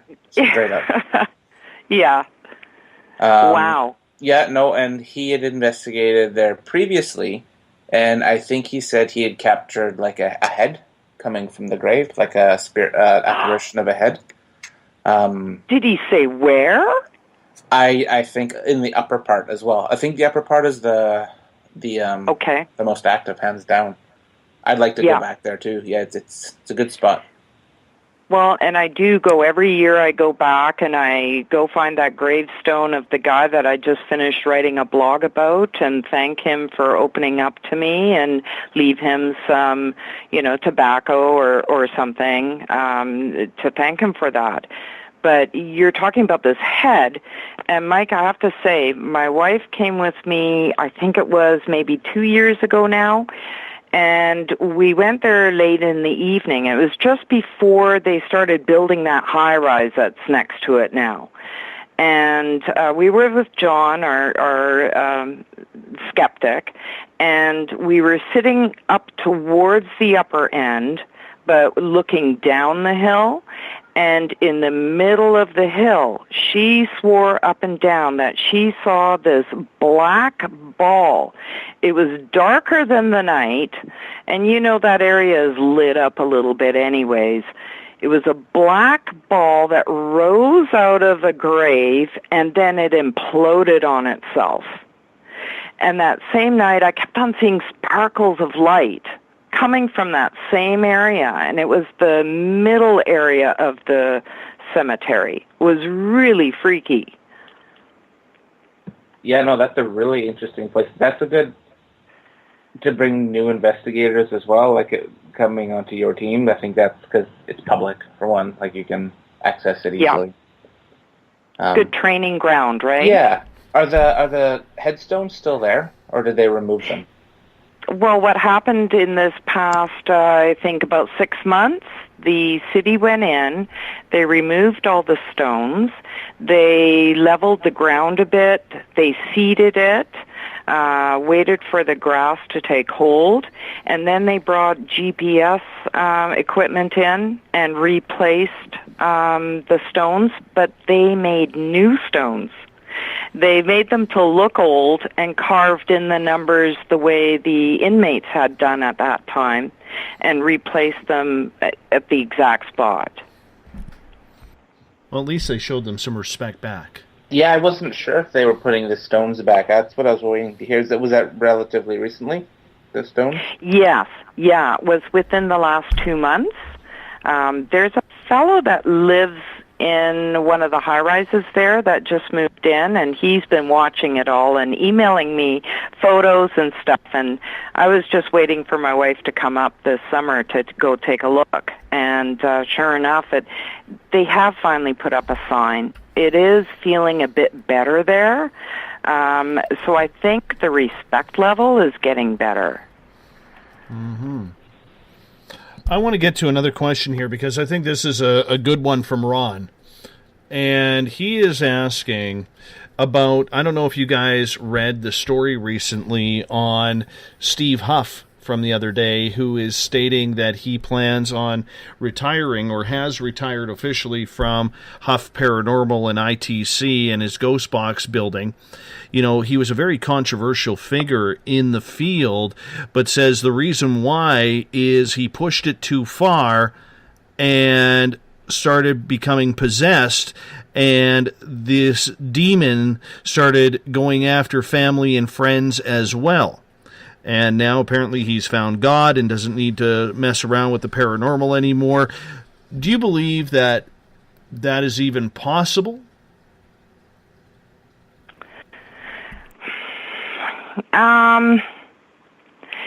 I believe that the spiritual work can certainly affect you. I do believe that you can, I guess, have a possession.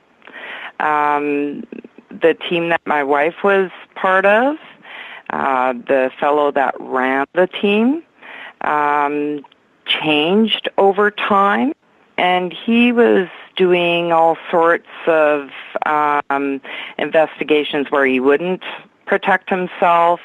He ended up channeling quite often, but it was with spiritual entities that were of a very negative nature. And he had some questionable things going on in his past and in his background that not many knew about. I think from just his actions, etc., that all of what he was doing affected him and changed him. And so, yeah, I kind of do think that, you know, this field that we're in, if you're not careful, it can engulf you, and it can go downhill. I would fully agree. There's a location we did up in the, where would that be? The Merity area of BC. So people who aren't from Canada or Vancouver, so the area I'm talking about is 2.5 hours north of Vancouver. We went up there to do an investigation at a historic house. and we didn't protect. I'll say it, we were lazy. We didn't. I usually carry stones with me, and our medium that we have, he's Aboriginal, so we always. I'm part Métis as well, so we do the saging. I full-heartedly believe in that. It helps me. It clears and leaves whatever's there. The one night we didn't do it was the last, because we got to investigate it 2 nights in a row. The last night we did it, we didn't sage. We're just like, okay, we're tired. Let's go home. Go to bed. And that night in the hotel room, one of our team members shot up out of bed and just stood on the bed rocking, looked at everyone, then dropped back down to sleep. And then up to 2 weeks after that investigation, I call it a paranormal hangover. I find after you investigate a heavy area, you feel it for a couple days after.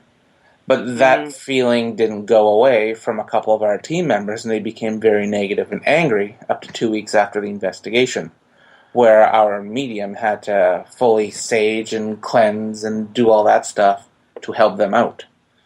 So working alone or being careless with protection, I think, will have your paranormal shelf life cut very short.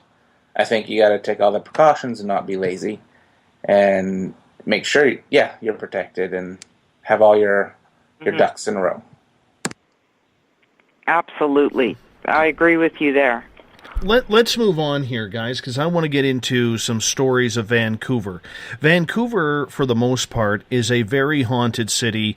A lot of people don't understand that it does have a dark past that it covers up due to the beautiful view of the Cascade Mountains and the serenity and the scenes of Stanley Park and, the Georgia Strait that leads into the Pacific Ocean. And then you have all the Gulf Islands that you can see in and around.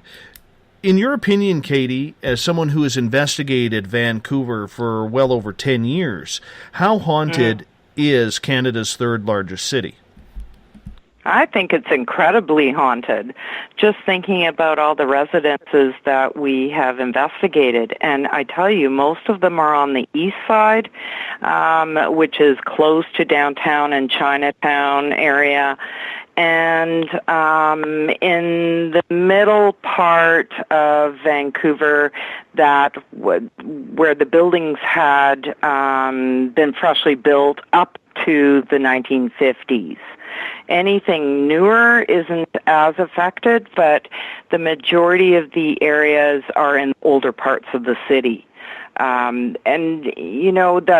last year we were quite busy, always running around and helping out new clients, and all from those areas. So Vancouver has a dark side that a lot of people do not know or pay attention to. If they were looking back at the 2010 Olympic Games, it was a very highlighted focus of the area. But Vancouver's downtown east side is considered the poorest part of Canada's country. It is drug-infested with heroin, crack, fentanyl. It is a horrible, horrible place where literally there is probably about 5-6 street blocks of junkies who are just totally trapped and lost souls. And God forbid, my former sister-in-law, God rest her soul, passed away from a heroin overdose on the downtown east side. But there's a lot of lost spirits and souls around there. Do you find that in Vancouver's downtown east side that the energy towards the paranormal, because there's so much going on there, is stronger than most of the rest of the city? When it comes to the fact that the majority of our clients are from the area, yeah, I think so. If you go into the history of Vancouver and find out, basically in the late 1800s, early 1900s, the whole heroin addiction was worse than it is today. It was in every single corner, every single household. The police were running around all the time looking to crack down on alcoholism and drugs. I go through old newspapers of Vancouver all the time when I'm doing my research, and every single newspaper has some sort of story about some house that was brought down because of what they were dealing with. It wasn't only drugs, it was also prostitution was rampant during that time, smuggling, they also did gambling. Like, there were a lot of social clubs, as we like to call them today. Well, that's what they called them back then, too, that had their own rules and that were hidden. And then, you know, with the different diversity of the city, it was very diverse back then as well. And they had their little opium dens and hideaway gambling spots, etc. There has always been something sinful going on in the city, way back to its beginning. So take us through some of the spirits that you have interacted with on the downtown east side. Well, a real popular place to go to is the Salmagundi West. It's like a curiosity shop, and it's at the beginning of Gastown. It is considered part of Gastown, but it's on a street up from the famous Water Street. It has spirits hanging around in its basement. And when we have been there, we've captured voices and bumps and groans. And of course, I take into account that there are rats and mice running through the basement area. But I get visitations, usually before I go on an investigation. And I had a visitation in my home from an Asian fellow who looked like he had been beaten up, and that he had some sort of a dressing around his head, and there was blood spots coming out of that dressing. When I went to Salmagundi West, I felt his presence there quite strongly, and I then read a book about some of the ongoings in Vancouver during the early 1900s called Vancouver Confidential, and there's a story in there about this guy named Morin, and I swear up and down, this is the guy. Somehow, this man has been in that basement, and I don't think he's stuck there. I think he visits. And it is just incredible that evidence from that far long ago is still there today, and that maybe he's still reaching out for help. Vancouver also has a very, very proud tradition of being a very culturally diverse city. It has always had a large East Indian population. It has always had a large Chinese migration and Greeks as well. And do we notice in certain areas of town or of the city that there are spirits that are of ethnic diversity? Absolutely. I mean, Salmagundi is definitely one place that you can find spirits of any ethnicity. That Asian fellow, for sure. And, you know, I was in a home on the east side as well, a little further up near 22nd Avenue, where the family that's living there now is of East Indian Fijian background, and the spirit that was hanging out there had English background. He was from, his family came from England, but he was born in Canada. So it's interesting that, you know, they coexisted together, and, you know, thank goodness we resolved his issue because he was a drunk and didn't want to go. But the family that invited us in, they had very strong spiritual beliefs. They had a spiritual leader that, you know, basically was going to come in and cleanse the home. And it was just getting too much for them at the time, so they had called us. We have been to homes, where the spirits have been of Greek background. We've been to homes where they have been of Native background. So I'm finding all sorts of ethnicities when I go out hunting the paranormal. I don't think it's just Caucasian spirits or black spirits, etc. Mm-hmm. I would have to agree with that. I've got some pretty cool Chinese EVPs out of Steveston and Richmond. Richmond, yeah. That would be full of Asian background for sure. I do have to ask, okay, and this is going to sound like a real silly question, but I mean this whole honesty. When we watch the television shows, and they are in Budapest, or they're in Rome, or they're in Russia, or wherever they are investigating, all the spirits talk English. For some reason, they all talk English. When you're investigating in a city that's diverse like Vancouver, or Mike, you were in Steveston and Richmond, where there's a high concentration of Chinese, are the spirits that are coming along speaking in English, even though they are Chinese?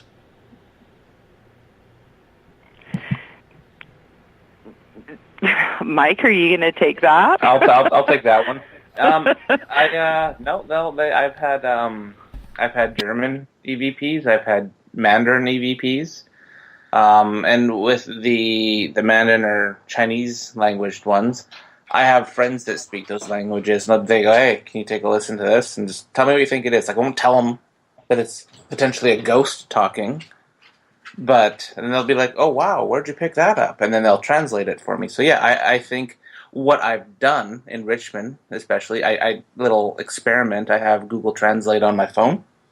So I would type in what I wanted to say in Cantonese or Mandarin, say that while doing the EVP session, and then that's when I got my response.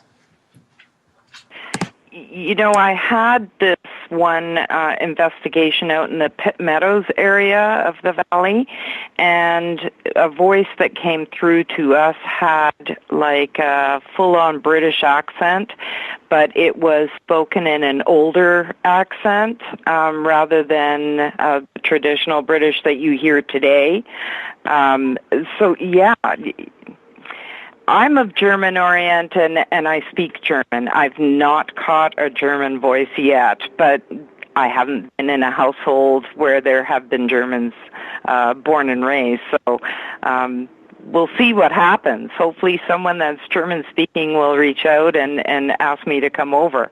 I have a question from the audience for you. It's from Jeff. Do you ever provoke to get a response and the ball rolling during an investigation?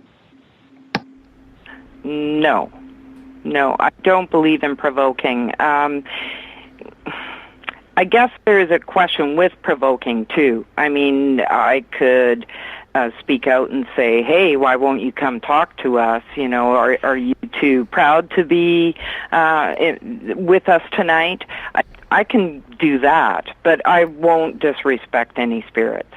I don't know what their power is, and I don't want to wish anything negative to happen to any of my team.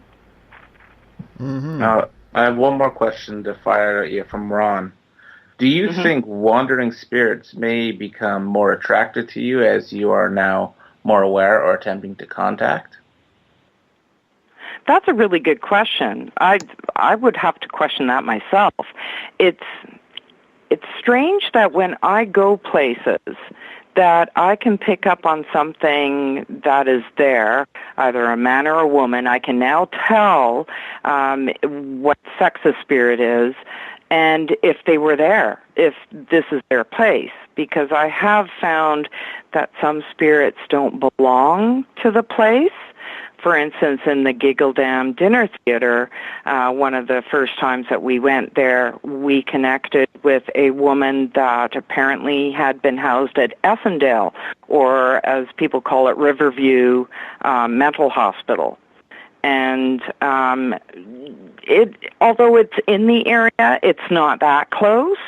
So what was she doing in the Giggle Dam? And through using unconventional means, spirit rods and pendulums we found out that she was looking for her baby and that somebody there might be able to help her. So I took it upon myself to research, and I found Maria from Essendale and found that the same year that she was there was a baby born, and it died that same year. So it makes me wonder, was it hers? I don't know. I can't say that for sure. But maybe that's why she connected with us. So the next time I went back to the Giggle Dam, I called out to her and told her what I had found. And since that time, we haven't connected with her again. Perhaps that was why she was there. Interesting. I have another question from me, actually. Do you find when you're on investigations, like, you get different reactions from males and females? Like, say if you're on a team, you're on an investigation, 2 females and 2 males, or if you're on a team, well, actually go like this. If you're on an all-female team and you go in, do you think you'll get a different reaction than an all-male team? I think so. But, we're mostly females on my team, with the exception of John. So sometimes I'll put John in a space, and then I'll trade it out and put, Natasha or Leslie in that same space, and they'll both walk out with different experiences. Maybe it's just who we are rather than what our sex is, but it all depends on what that spirit is there for too, right? If there's a molester in that space, I would think that he would react differently to who you put in that space. I would agree. Looking around Vancouver, one of the most famous haunted places in the city is the old Gastown Spaghetti Factory. Mm-hmm. Have you ever had a chance to, besides eat there, because the food is great, but investigate there as well? Because they're actually seeming to be very proud that their restaurant is haunted. Yeah. We did connect with somebody at the front desk, and they said, oh, yeah, why don't you come after our dinner crowd, and, you can sit in here while we clean up and investigate. And so we showed up for dinner, we ate there, and we had a lovely time. And then afterwards, while the staff was cleaning up in the kitchen, we let our medium walk around, and we tried out a new piece of equipment that John had brought on board. The medium came up with a red-haired fellow in the women's washroom, and she came up with a conductor on the train or that caboose that they have inside. And she came up with a child that was running out of the kitchen. She believed it was a little boy, and that he was just being funny and playing practical jokes. So she came up with 3 entities that they had already advised that they had experienced many, many times. Mind you, I don't know, what Jules knew about the place itself. I don't think that she has eaten there before, or at least not frequently. And she told me she didn't really know anything about the background of the place. So I fully trusted her. And, through research and through the help of the Spaghetti Factory, yes, indeed, these 3 entities are known to be frequenting there. I did some other research as well and found out, portions of it was used for gambling in the back. And I had a strong sense that there were a bunch of men in the back room that they have at that place. Now, I think it is haunted, but it's really difficult to gather evidence there because of all the noise from the street and from the noise from the railroad. It's directly behind the railroad. So you hear cars moving all the time. You hear people on the sidewalks all the time. So gathering some sort of EVPs, voice phenomenon, is extremely difficult. You'd probably have to be there at, 4 in the morning, and they weren't prepared to have us overnight.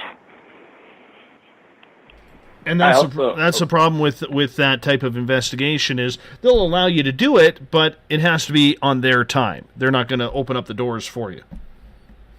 Yeah, that seems to be a problem with a lot of popular places that you want to go to, and that's why I don't concentrate on them too much.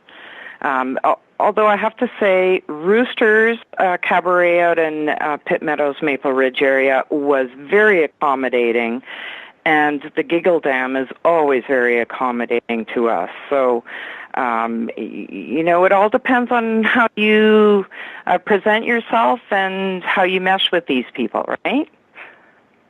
Mike, have you investigated the Spaghetti Factory?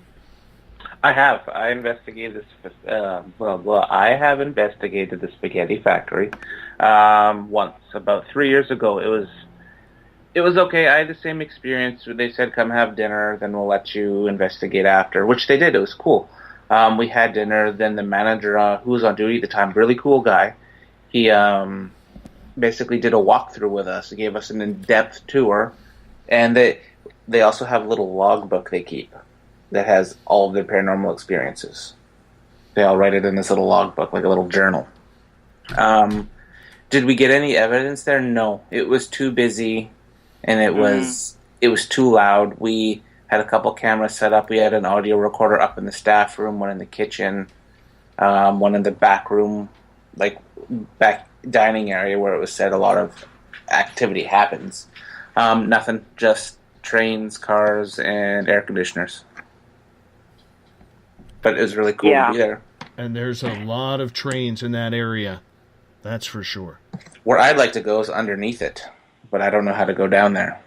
Yeah, I would love to do that too.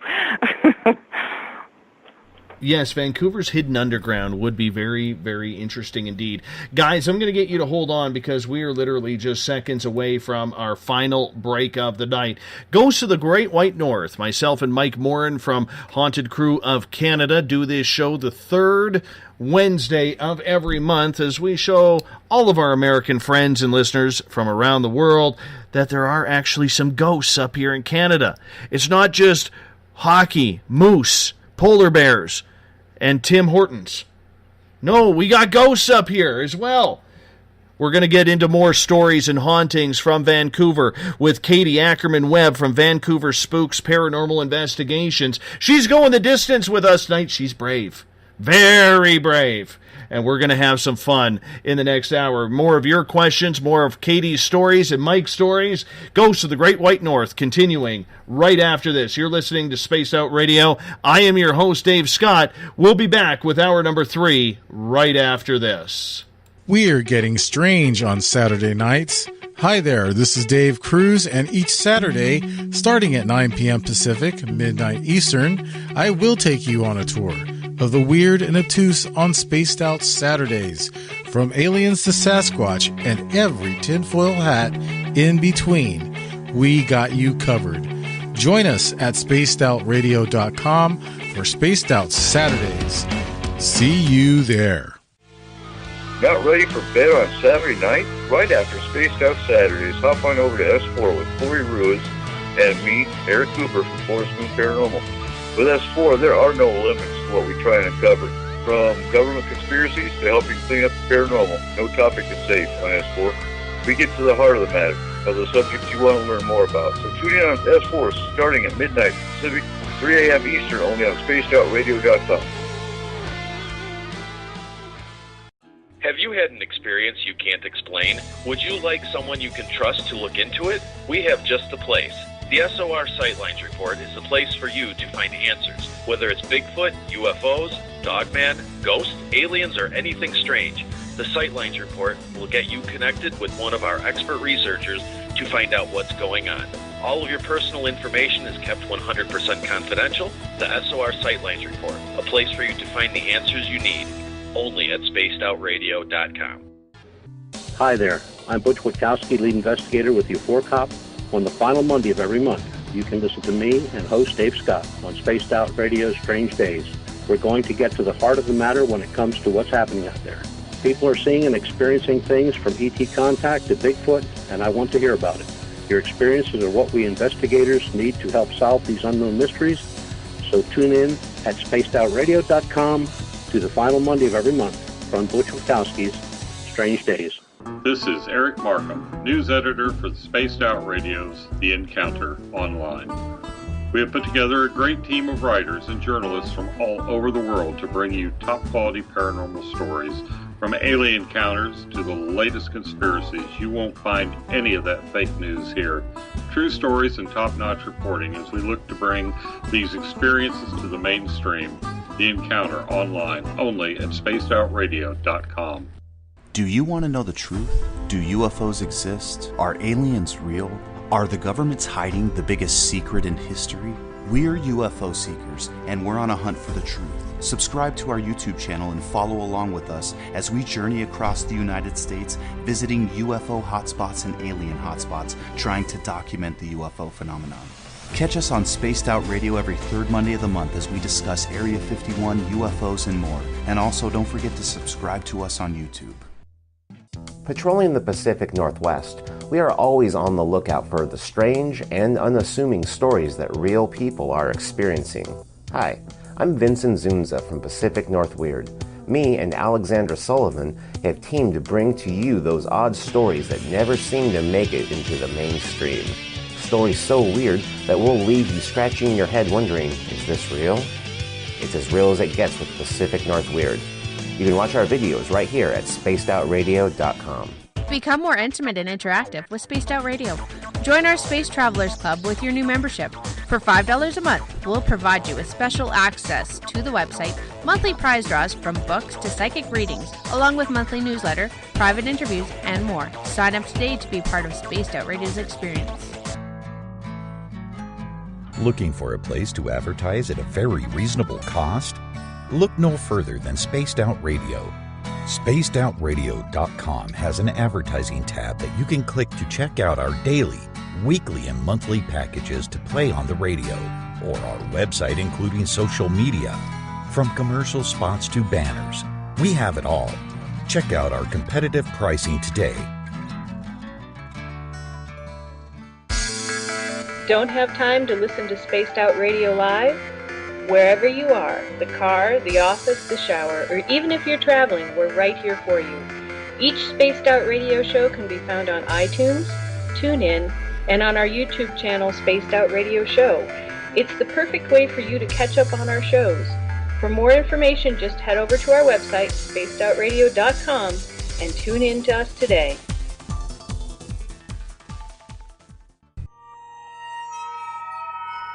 You hear footsteps in the empty room above you. A rocking chair begins rocking by itself. Don't be afraid of the things that go bump in the night. Reach for Spirit Storybox, the iPhone app the Huffington Post UK called the only ghost hunting app you will ever need. Spirit Storybox. The spirits are telling their stories. Are you listening? Strange creatures lurking in the night, the sounds of wood knocking in the forest, odd happenings right out of a fictional world. These are the reports I love. Hi there, this is author Ronald Murphy, and I would love it if you join me and Spaced Out Radio host Dave Scott the second Wednesday of every month on our journey into the unknown land of cryptozoology at spacedoutradio.com. From Mothman to Frogman and everything in between. Hey, they don't call me the crypto guru for nothing. It's Cosmic Sundays with me, Elizabeth Anglin, in Cosmic Passport. Let me take you down a 3-hour spiritual journey where we will get into everything from ET contact to Psychic Sundays. It's a journey of listening and learning together with some of the best professionals in their fields. You can tune in to Cosmic Passport at spacedoutradio.com every Sunday, starting at 9 p.m. Pacific, midnight Eastern.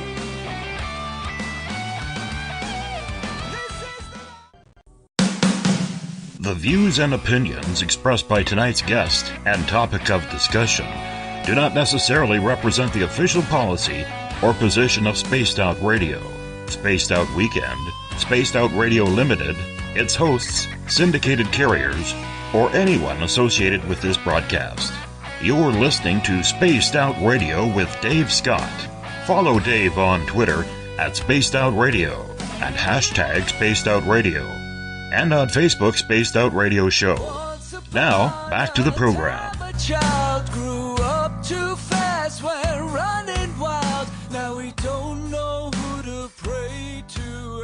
Welcome back to the final hour of Spaced Out Radio. Tonight, I am your host, Dave Scott. Great to have you with us. Tomorrow night on the program, Edie Kaito will join us. We're talking Sasquatch of Indiana. She's had some incredible experiences this year with her gifting site. We're going to get an update on that. 9 p.m. Pacific, midnight Eastern Time at spacedoutradio.com. We want to welcome in everyone listening in on WQEE 99 Rock the Key down in Noonan, Georgia, home of The Walking Dead. We are live as well on the United Public Radio Network, 107.7 FM in New Orleans and over 160 countries around the world. Good to have you with us. We're live on KTLK, The Fringe FM, Renegade Talk Radio out of Las Vegas. And if you're listening in on Revolution Radio, remember the Double R Machine is a donation station financed by you, the valued listener. Head on over to freedomslips.com and donate today.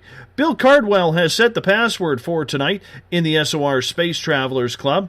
Frumentacious is your password. Make sure you use it wisely, Space Travelers, as Bill sets the password each and every night right here on the mighty SOR. Now, if you want to follow us on social media, you can do so on Twitter at Spaced Out Radio. Use the hashtag Spaced Out Radio to connect with me live during the show as well. Give our Facebook page a like, Spaced Out Radio Show. On Instagram, Dave Scott, SOR. You can listen to us on iHeartRadio in the United States, TalkStream Live, TuneIn, and iTunes. Don't forget to give us a follow on iTunes. And our website is spacedoutradio.com, where we have a plethora of features for you, including joining the SOR Space Travelers Club for just $5 a month. Rock out to some Bumblefoot. You can also do a lot of things. Shop at our store. Watch Contact TV or UFO Seekers. Read up on the Encounter online. We have a lot going on there, so check it out today. spacedoutradio.com.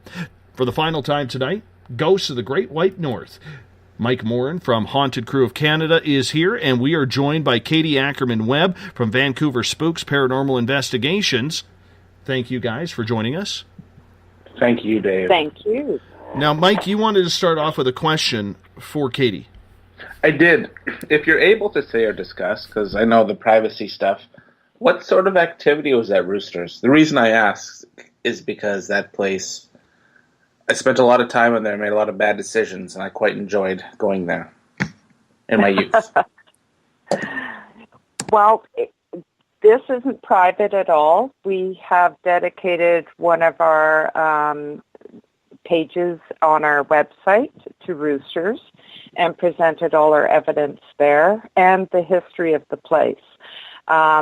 Basically, we caught a bar stool that was sitting up on a sofa ledge, I guess, where people sit on, tip over. Now, the video that we presented of it tipping over, you'll see it begin to fall and then stop and hold on for several seconds, and then it continues to fall over.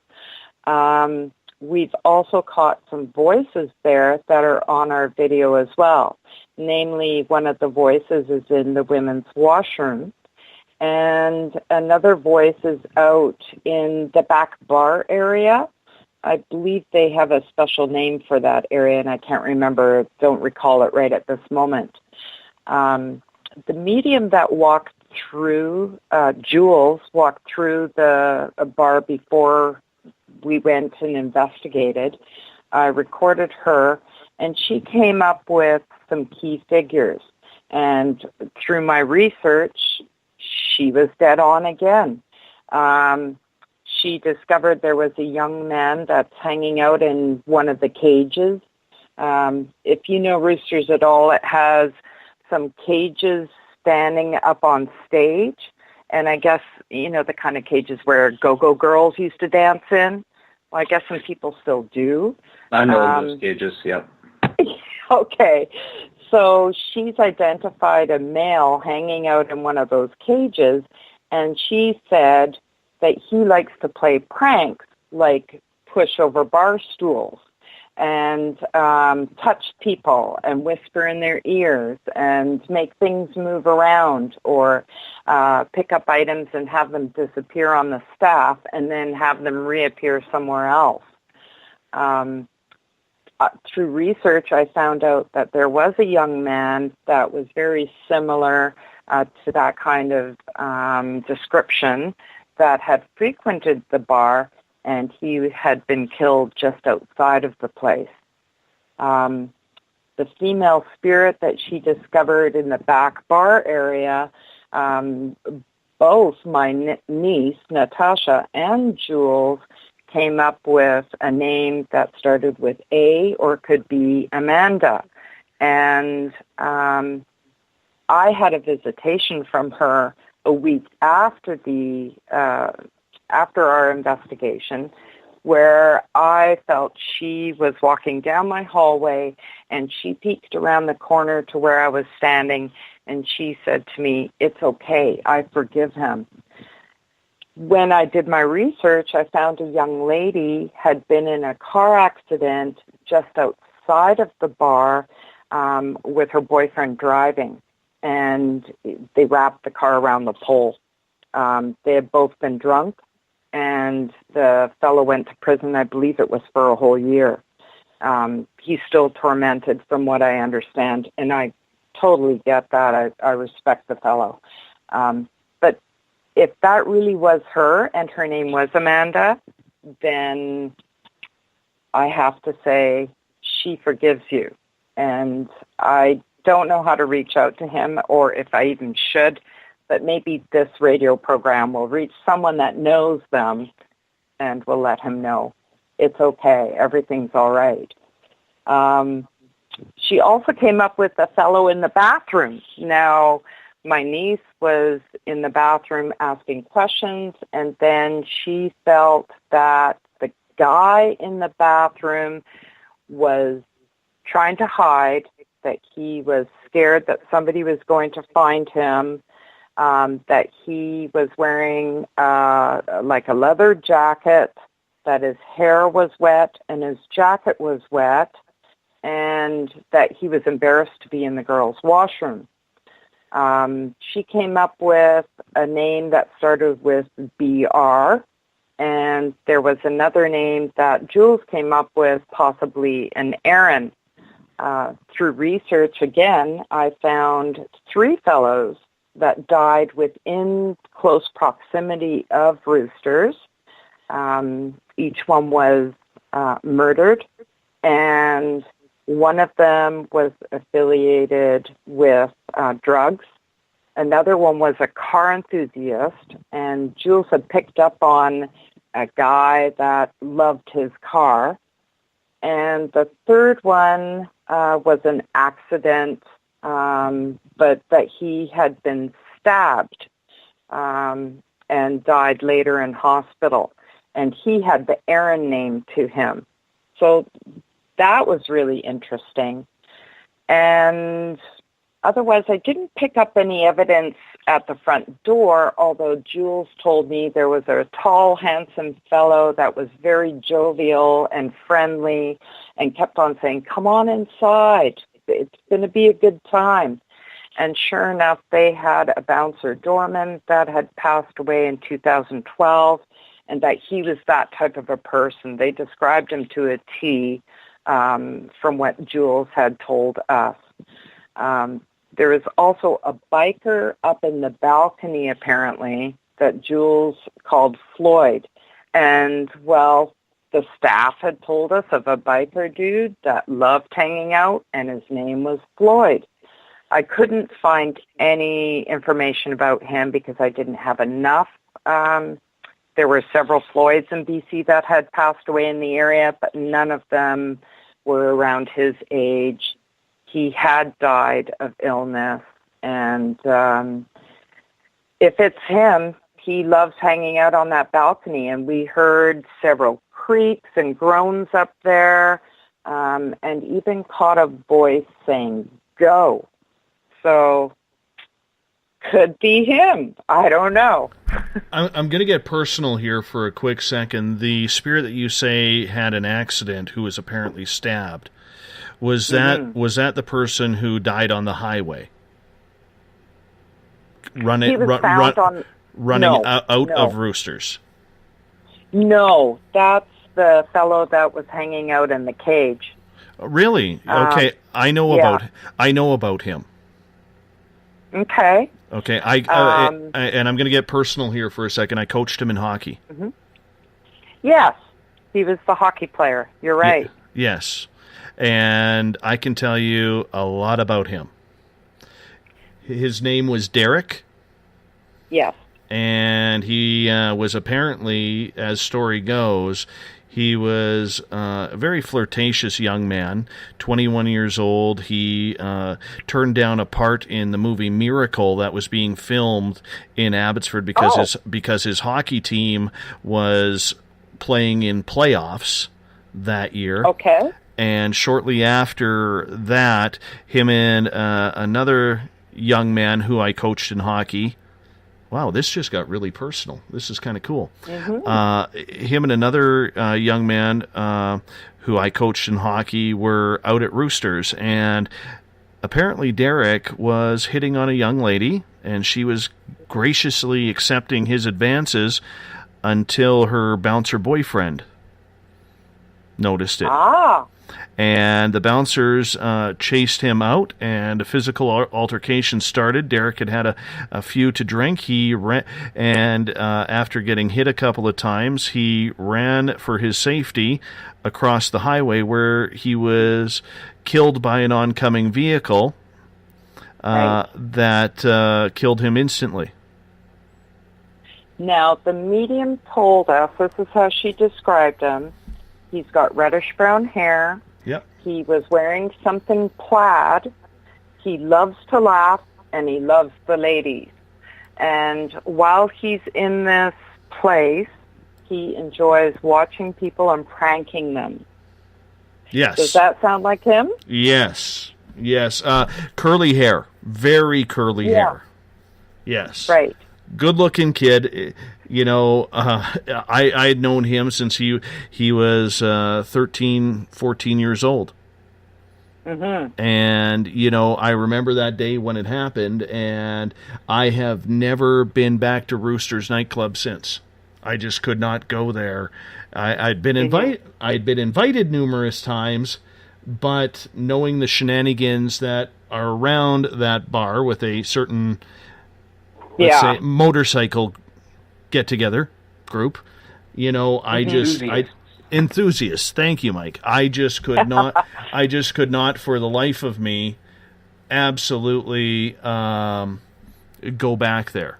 It just did not seem very, very right. But if he is there hanging out in one of the go-go dancer booths, it would not surprise me. He was somebody who was always smiling, always looking for a good time. He was adventurous. He was into extreme sports. Very, very good hockey player. Very underrated. And, you know, it was a life taken too tragically, all because of a girl. There was just no reason for that. Isn't that how it goes? It's, you know, I don't think he's stuck there, and the medium also said that he wasn't stuck there. He's in visitation there. He comes and he goes. He loves the atmosphere. And I think in life, you could probably say that about him as well, right? Well, and that would be something that, you know, God, I haven't you know, it's sad to say, I haven't thought about this young lad in probably a number of years. I mean, life just goes on. You know what I'm saying? But he, you know, he was just one of those kids that everybody liked. Everybody liked. He was a little bit of a smart ass, but everybody liked him. And wow, that's, I'm not going to lie, I'm a little tripped out by this right now. You know, didn't expect us to go there. And when Mike was saying, you know, he wanted to ask about the ghosts in Roosters, and then all of a sudden you brought up the accident, boom, it just triggered that thought. You know, just like that. That was kind of weird. Kind of weird. Now, the owner of Roosters, Kevin, he asked us to cleanse the bar. And we don't cleanse the bar from good spirits such as Maddie. What we do is we go after any negative spirits. So if you get a chance, Mike, to go and investigate the bar, hopefully he's still there.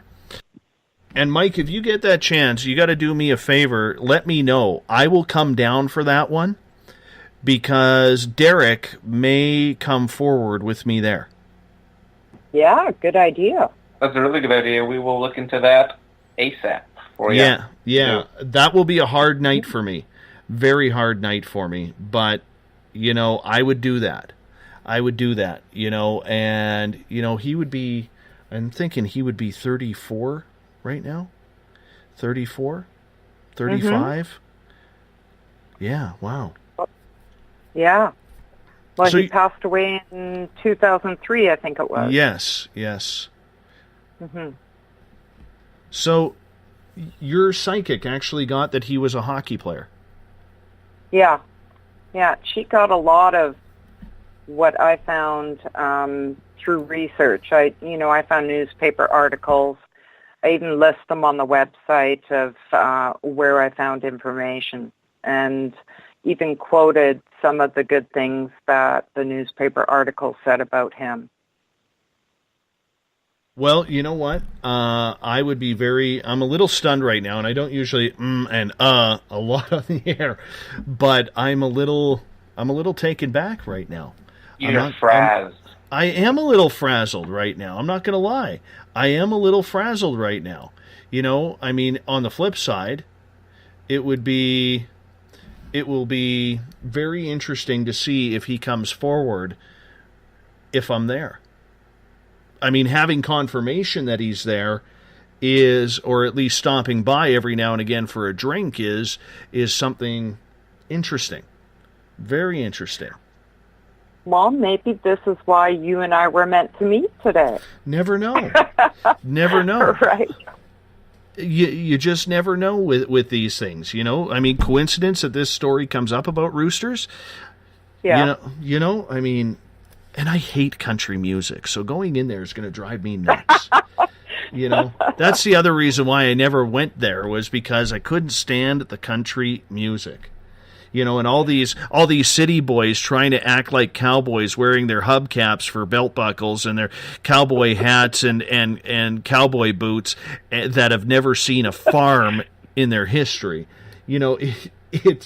I just shook my head. Watching the ladies in their short blue jean shorts and cowboy hats and cowboy boots, that was okay back in the day. Mike, you know what I'm talking about there. I don't, because wait, yes, I do know what you're talking about. Wow. Put in mouth. Yes. I enjoy the country music, however, I didn't go there just for the country music, you know what I mean? Wink, wink, nudge, nudge. Exactly. But yes, I'm just getting an update. Jeff Webster, who is on Mike's team with HCC, says he will look into roosters by Friday and let us know when we can do that investigation. Mike, I would be absolutely honored to join your team for that investigation, so that way I can see if I can connect with the young lad I used to coach in hockey. We're looking it up for you. Jeff just messaged me. He's going to look it up for you and get you down here to do it. Oh, I'm in, man. Just as long there you go. Jeff, just as long as it's not September 1st, okay? September 1st, I will be at Guns N' Roses at BC Place. I am not doing anything to miss that concert. So. And let me just say something nice about Roosters is that Kevin and his crew, the cabaret crew, were so welcoming and so polite and kind and told us great, fabulous stories about experiences that they've had in there. So send them a little hello from Vancouver Spooks. Absolutely. Thank you. We will do that. Absolutely. Yes, Jeff Webster saying in the chat room, September 1st is the only day available, Dave Scott. Sorry. Yeah. No, there is never a reason to miss a Guns N' Roses concert, so I will be at GNR that night. Dave Cruz from the Saturday show will be filling in for me that night. So it is all good. It is all good. We'll make sure it happened. Now, if you did it on the 2nd, I could make a weekend out of it. That would be kind of cool. But we'll see how it goes. I'm sure it'll be easier to get in there during a weeknight. And we'll figure that out. It is, yes. Then we can have you back on the show and we can exchange what's what I'm looking for, experiences, and then Dave could talk about his experiences. For sure. Absolutely. Sounds great. I think you guys should come to that, Katie. Yeah, maybe we will. I think that'll be a lot of fun for us. Why not? Why not? You know? Absolutely. See if anything has changed. Well, let's just go see, and I hope Derek is there. I hope he shows up that night. I'm going to put the energy into that to see if he showed up. Anyhow, I'm a little emotional over that. I honestly am a little. I am a little choked up over that because I really liked the kid. I'm not giving out his last name, but I really liked the kid, and you know, he played 1 year for me, and he was such a smart ass. Such a smart ass. But you know what? Was he a good hockey player?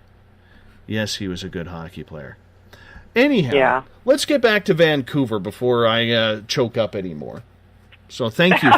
Thank you so much for that. I honestly do appreciate that. Thank you. You're welcome. That was a moment. That was an unscripted moment right here on Spaced Out Radio that, wow, that is pretty awesome. Mike, I'm going to let you fire away a question. I need to get a breather here. Sure. I'm just reading our what's read here.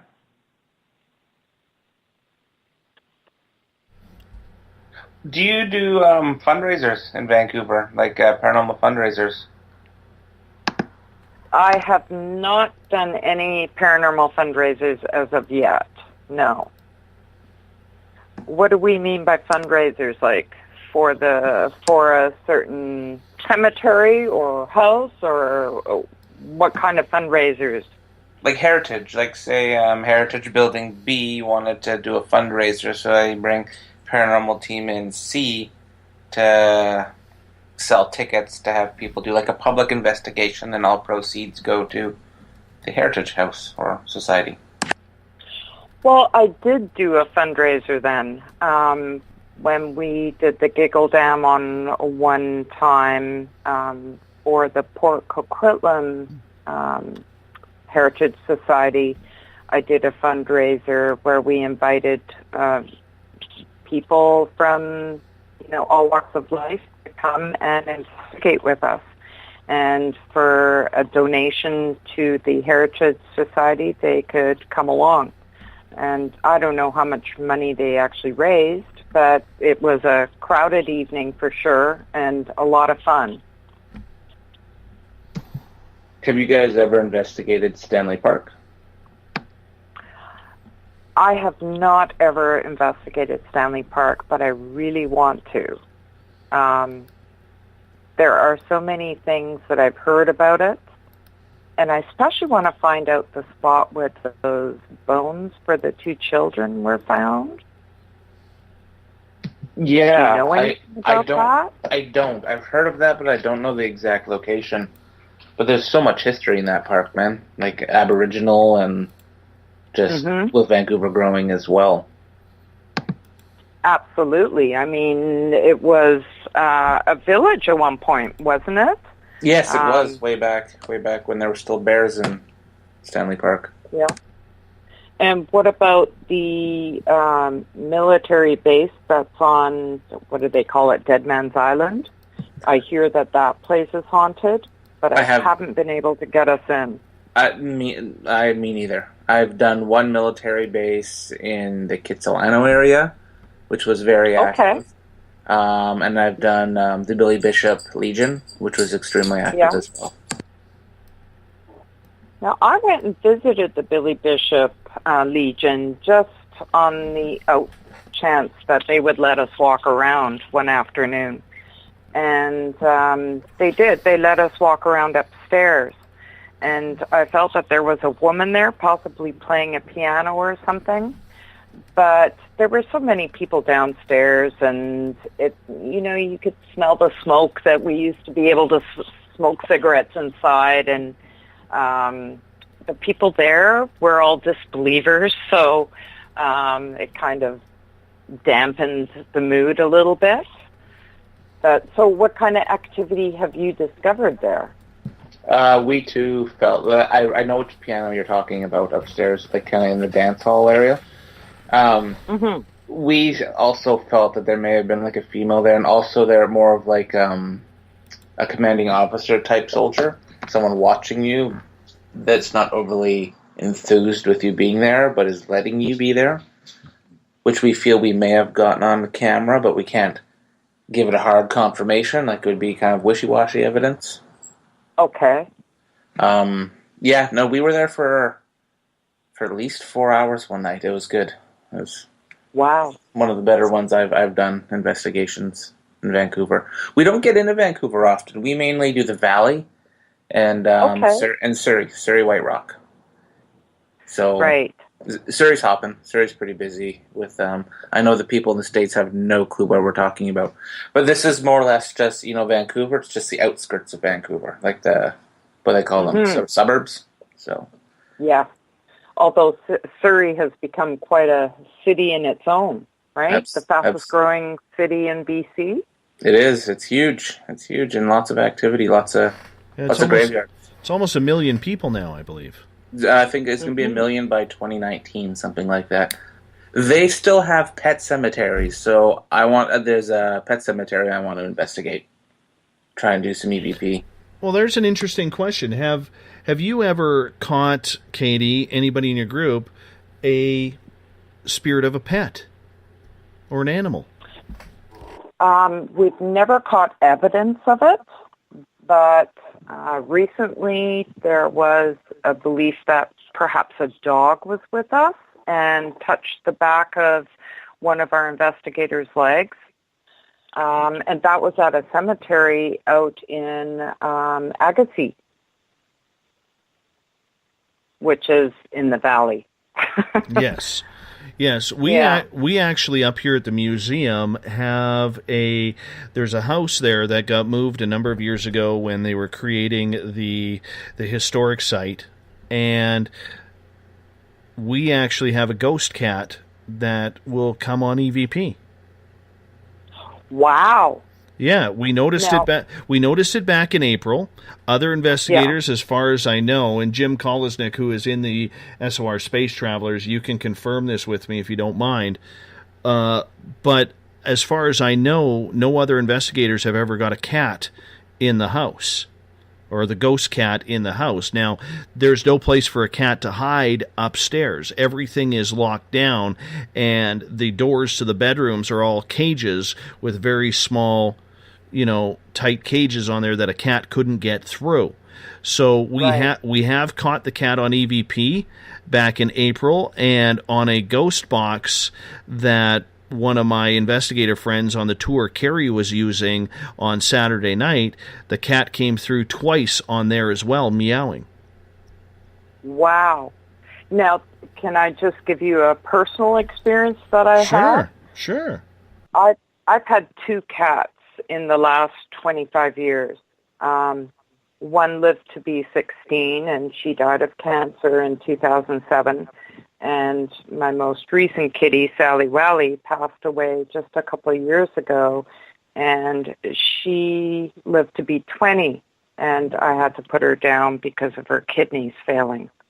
She died on her 20th birthday.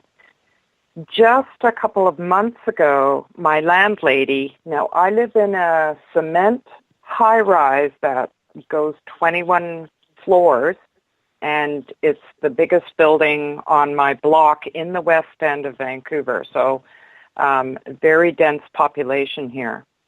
My landlady came to me and said, "Katie, there's a cat on your floor." And I said, "Well, yeah, there's several cats. I know that our building is very pet-friendly."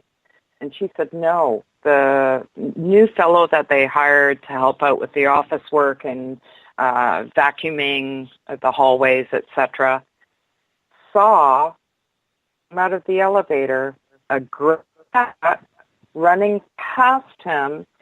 And now imagine this. The building is square, and the elevators are in the center. So when you come out of the elevator, you can go either left or right, and then you end up going around a corner to the back of the building. And it's sort of like a horseshoe. And I'm at the end of one of the horseshoes. So he saw this cat run around the corner from the elevator and down to my end of the building and then go right through my closed, locked door. And he described my Sally Valley perfectly, and I have had sense that she's been here. I was cooking one night, and out of nowhere, right next to me, the loudest meow I've ever heard came out right when I was cooking. And she used to do that. She used to sit right next to the kitchen and meow at me because she knew I was cooking and she wanted some of that good stuff. So to hear someone else experience that possibly my kitty is still visiting is, makes me cry, that's for sure. That is a nice story indeed. Thank you so much for sharing that with us. I have a good animal spirit EVP story for you there. Fill us in, Mikey.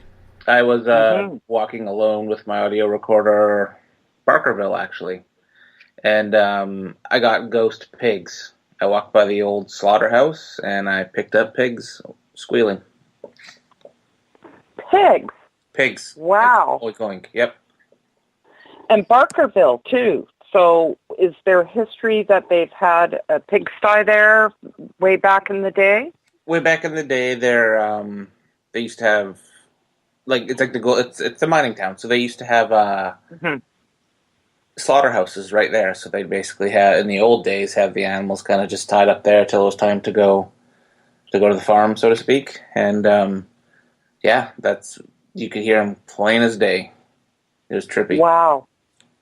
That is trippy. Yeah. But yeah, no, there's a pet cemetery close to where I live, and it's half kept up, but I don't think they bury animals there anymore. Like there's little tombstones with pictures of people's dogs and cats on it, and I'd like to do an experiment there, like investigation to see if we do get anything. So that'll probably be in the next month. Now there's a pretty popular pet cemetery down in the San Francisco area in the Presidio, and my wife investigated that place a number of times with her previous group. I have to ask her if she ever caught any EVPs of animals, but I'm sure that people from that area know all about the pet cemetery there. It's pretty incredible. It looks beautiful, and they have all the little headstones up and description on the gate indicating that these pets were all from the officers at the time that the Presidio was up and running as a military base.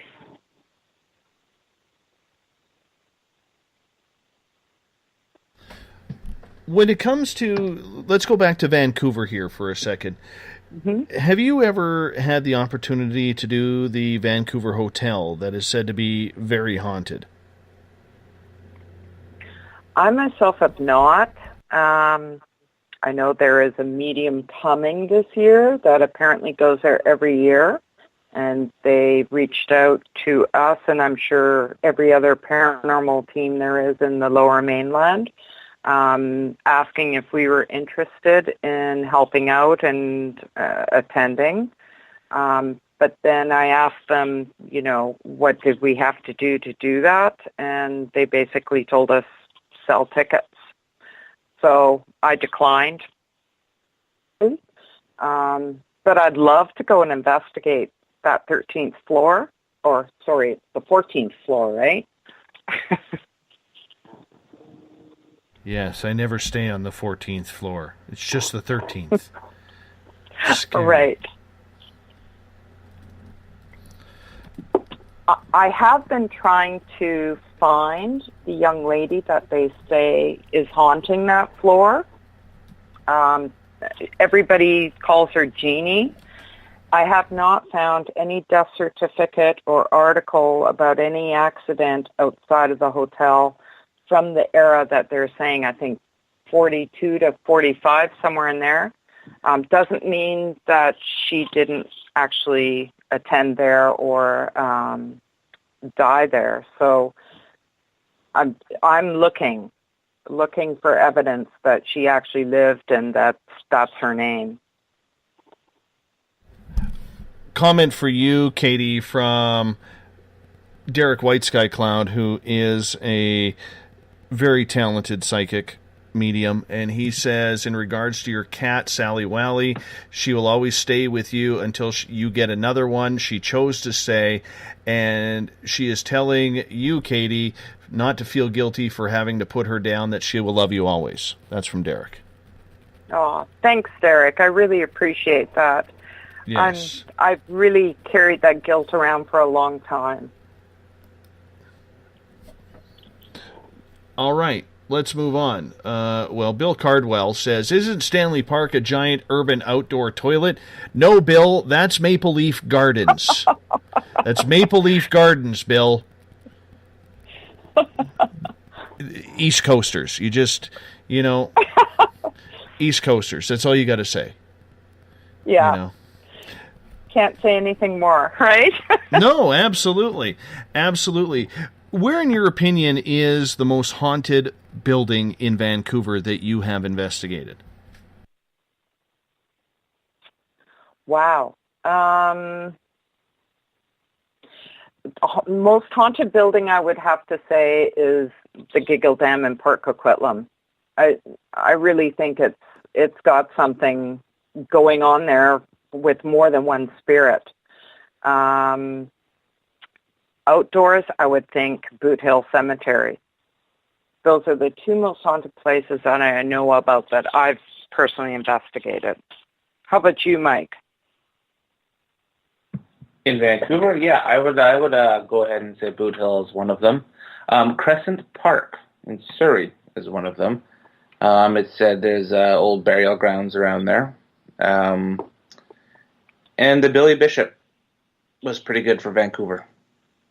And there's a lot of residentials, too, that too long to list. But those would be my top three for most active in Vancouver. What about the bridges and waterways around False Creek? Because you have the energy from the ocean there, yet a lot of people have used the bridges that cross False Creek as suicide bridges. There's also the whole missing feet case where people's feet have washed up on the shorelines along False Creek. How is False Creek for hauntings, Katie? Well, I haven't been invited to investigate any building around False Creek, although Billy Bishop is really close to False Creek. But I think the connections at Billy Bishop is outside of that, right, Mike? It's more to do with the Legion. Yeah, the Billy Bishop Legion is where all the vets go. It's a veteran kind of pub. Right. And they said that, did you ever do the haunted trolley tour? Yeah, yeah.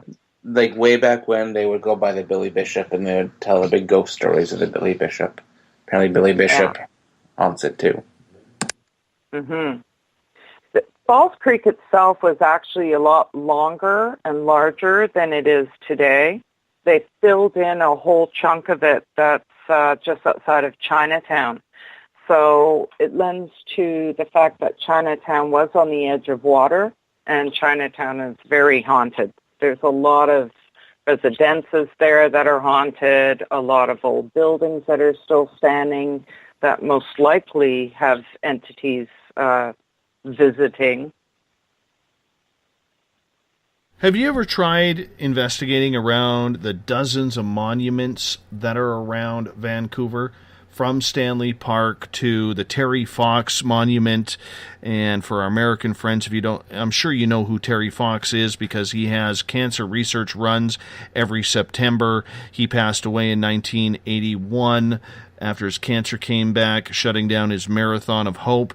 There are people who believe there's been spirit activity around there, although it hasn't been confirmed that it is Terry Fox. I'm just wondering if you've done a lot of the monuments, either of you. I personally haven't, and I think the main reason for that is because they are public. There are a lot of people that wander around late at night, but it is an idea. I haven't done any monuments. The closest I would be Memorial. I don't remember the name of it. The really big cemetery off of 12th. Mike loves his cemeteries. Hey, I do too. They're active. You know, I don't know. Go ahead. Go ahead, No, please. I got nothing. Well, of course you don't. Hey. Derek White Sky Cloud has a question, Dave. How do you make an EVP? I don't know. I know how to listen for them. Mm-hmm. I don't even... Is this one of Derek's smart-ass questions? I think it is. He is a troll. He is. Our own psychic is trolling us right now. Or is he gnoming? Oh, don't even start with the gnomes. Now you're going to get everything going. All the chat rooms and Twitter are going to start blasting me for gnomes now. And I hate gnomes, Katie. I hate gnomes. Oh, dear. They scare the living daylights out of me. Here, let's see how long this takes us. Well, no gnome pictures up yet. Twitter's usually the first one. Hey, I waited till there was 15 minutes left. Yeah, you're a jerk about that. I'm not now kidding. You're going to have nightmares, I hope. Have either of you investigated, and this comes from Muji Boy on Twitter at #SpacedOutRadio, have either of you ever investigated? Yeah, there's the pictures. Thanks, Jeff Gear. Thank you. Appreciate that. And Les, you too. Joe Allgaier, yeah, pointy stick for you, my friend. Pointy stick for you. Here it comes. Yes. I hate these people. I do. I love them, but I hate them at the same time. Thanks, Mike, you jerk. Yeah, there it is in the other chat rooms. Here we go. Anyhow, Muji Boy on Twitter at #SpacedOutRadio. And I'm having to find the question again because now there's so many bloody gnome pictures coming up. Saying, have either of you ever learned or investigated any ghost stories about the thousands of Oriental laborers who died while building the CP railway between Vancouver and Calgary? I haven't personally done that either, although I've been wanting to in certain areas. When we were out in Cranbrook area, because it goes into the Rockies after that, there are stories from that whole area, as well as out near Hope. There's that figure 8 railroad that goes through some mountainside that apparently has some hauntings to it as well. And that would make for an interesting investigation if we could be sure that we're all safe from any train. I would agree. That would be a really interesting investigation to do. I think the other investigation in Hope, British Columbia, which is the gateway to the rest of the province coming out of the Lower Mainland, is the tunnels that they have, the Othello tunnels, which is these giant, massive tunnels that were created for the old railway going through, and there's about, I believe there's between 5 and 10 of these tunnels that you can now walk through. They pulled the rails out, but these tunnels are long, and they are deep and dark, and there's bats in them, and it's a huge tourist attraction, but through some of the most beautiful places that you could ever walk through in this province. But I heard there is at times a lot of noise from, like it almost sounds like pickaxes hitting the granite walls. You know what I'm saying?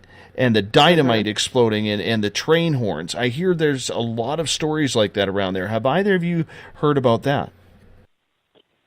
I have heard about that. When I went on the Highway 3 tour, we did a lot of ghost towns and cemeteries that we were visiting. And Othello Tunnels was something that I thought about. But at the time that we left Vancouver, when we would hit Othello Tunnels, it would be full of tourists at that point. So we pushed on. It would be really interesting. I love dark places that are filled with bats. That would be my ideal place to investigate. I have a fear of bats. I don't like them. Well, really? Oh, that's too bad. Can we get a flood of bats now to Haunted Crew of Canada's Facebook page for Mike? I had a rabies scare back in 2009 where an actual bat spat in my eyeballs, and I was like, well, I'm dead. Oh, dear. But thank you, well, dogs. Mike, It did not have rabies.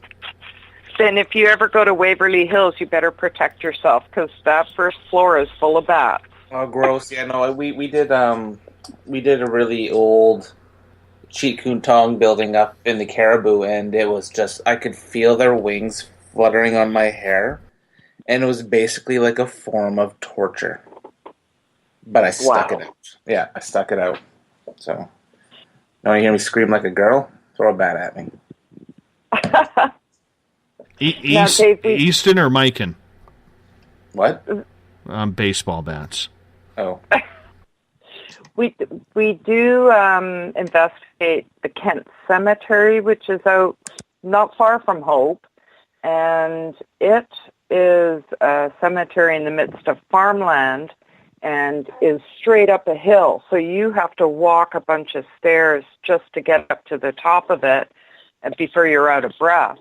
And the last time we went there was just a couple of weekends ago, and my niece and I were just sitting quietly and laying back, and all of a sudden I saw something fly overhead, and right away she went, bats! So there are bats in Vancouver as well. I'll tell you a little story. You know where the Kent Cemetery is? Now, you know where the prison is. There's that mountain that it sits right at the base of. Yes, I know where the prison is, and there's a cemetery next to the prison as well. Yes. Okay, so that is Mount Woodside. And they're right on top of Mount Woodside. And please, if you're listening from British Columbia, do not fish here, okay? That's my spot. Okay, that's my fishing spot. But if you find the logging road on the highway and you drive exactly 7 kilometers, not miles, kilometers up the mountain, it's a beautiful drive, and there is this hidden lake called Stacy Lake up there. And they stock it with trout every year. There's one osprey that lives on that lake. He's an absolute jerk. The first time I went there, I took my wife and my daughter to the lake to go fishing after work one day. It was a beautiful summer night, and my girl wanted to go fishing, so I'm taking them fishing. For some reason, the fish just weren't biting. We came out of the lake. All of a sudden, across the lake, we hear this splash, and this osprey went down and grabbed a trout. So instead of flying northeast to his nest, no, he decides to do a lap over us and starts turning over top of us and making fun, laughing at us that we didn't catch anything, and here he is showing off his fish to us. Would not have believed it if I didn't see it. But nonetheless, that is the start of the Harrison River connecting with the Fraser as well, which means you are now in Sasquatch territory. I had two good friends of mine fishing that lake, you know, the skeptical of skeptical people. And both 2 different times when they were fishing that lake, that they actually heard Sasquatch roars coming from one of the valleys right behind it. Wow. Yes. You were that close to Sasquatch there.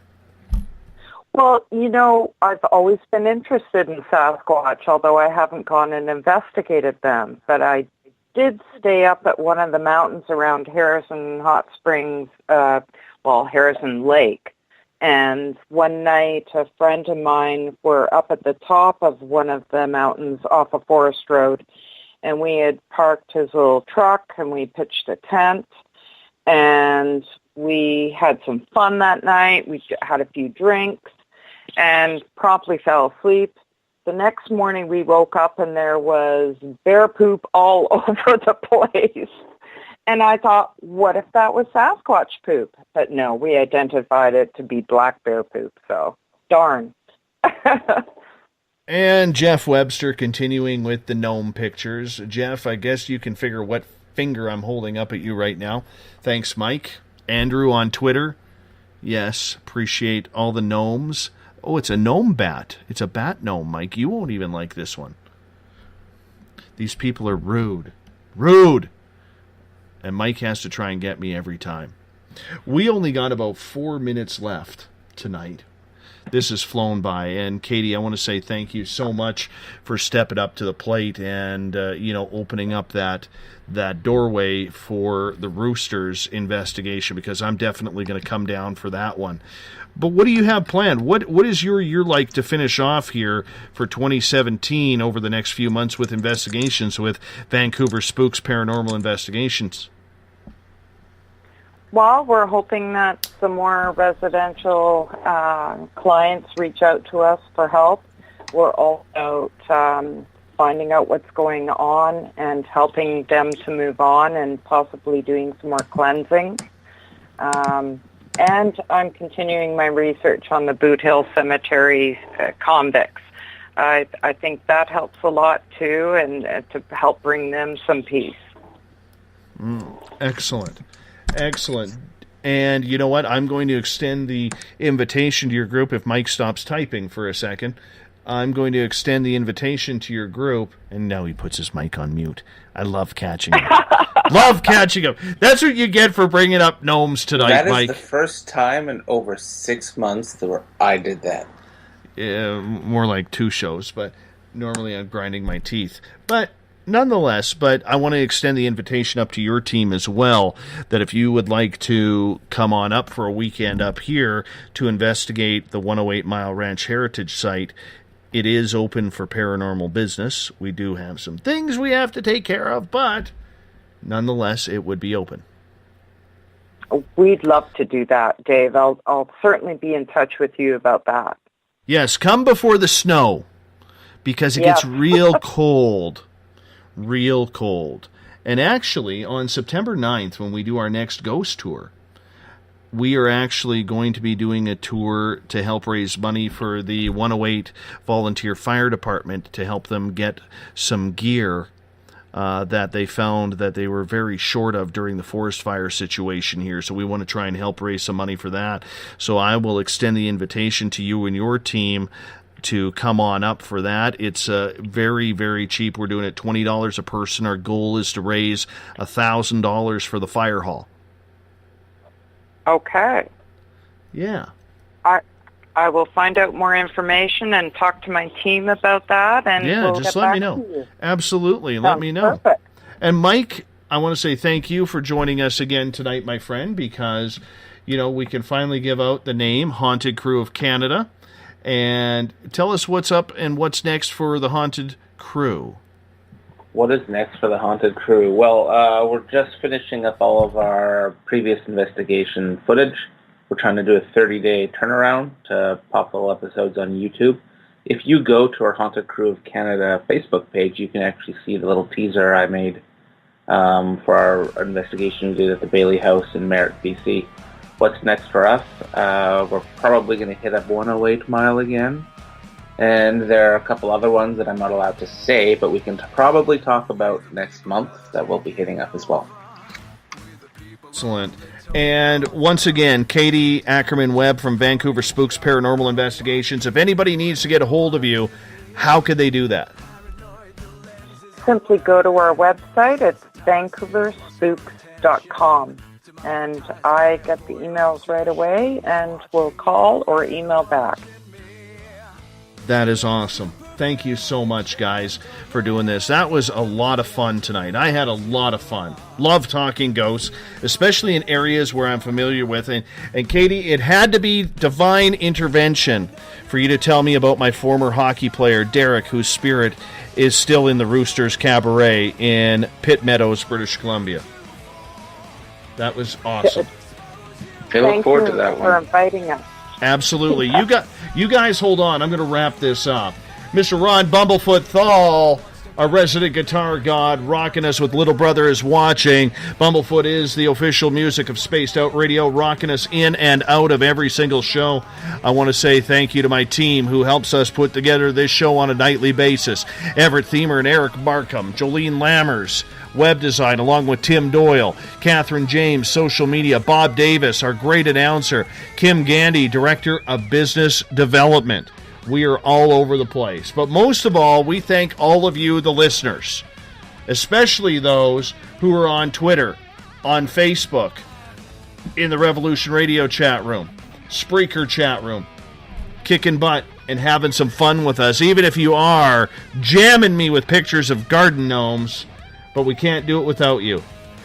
Because without you guys sharing the show, spreading the word on your own accounts, telling a friend about it, that's the way we keep growing. And we're growing this bigger, better, and together every single day, my friends. Because together, we own the night. I will talk to you guys in 21 hours from now. Mr. Bumblefoot, we need a favor. We need you to rock us on out for the remainder of the night. Thank you, sir. Take us home.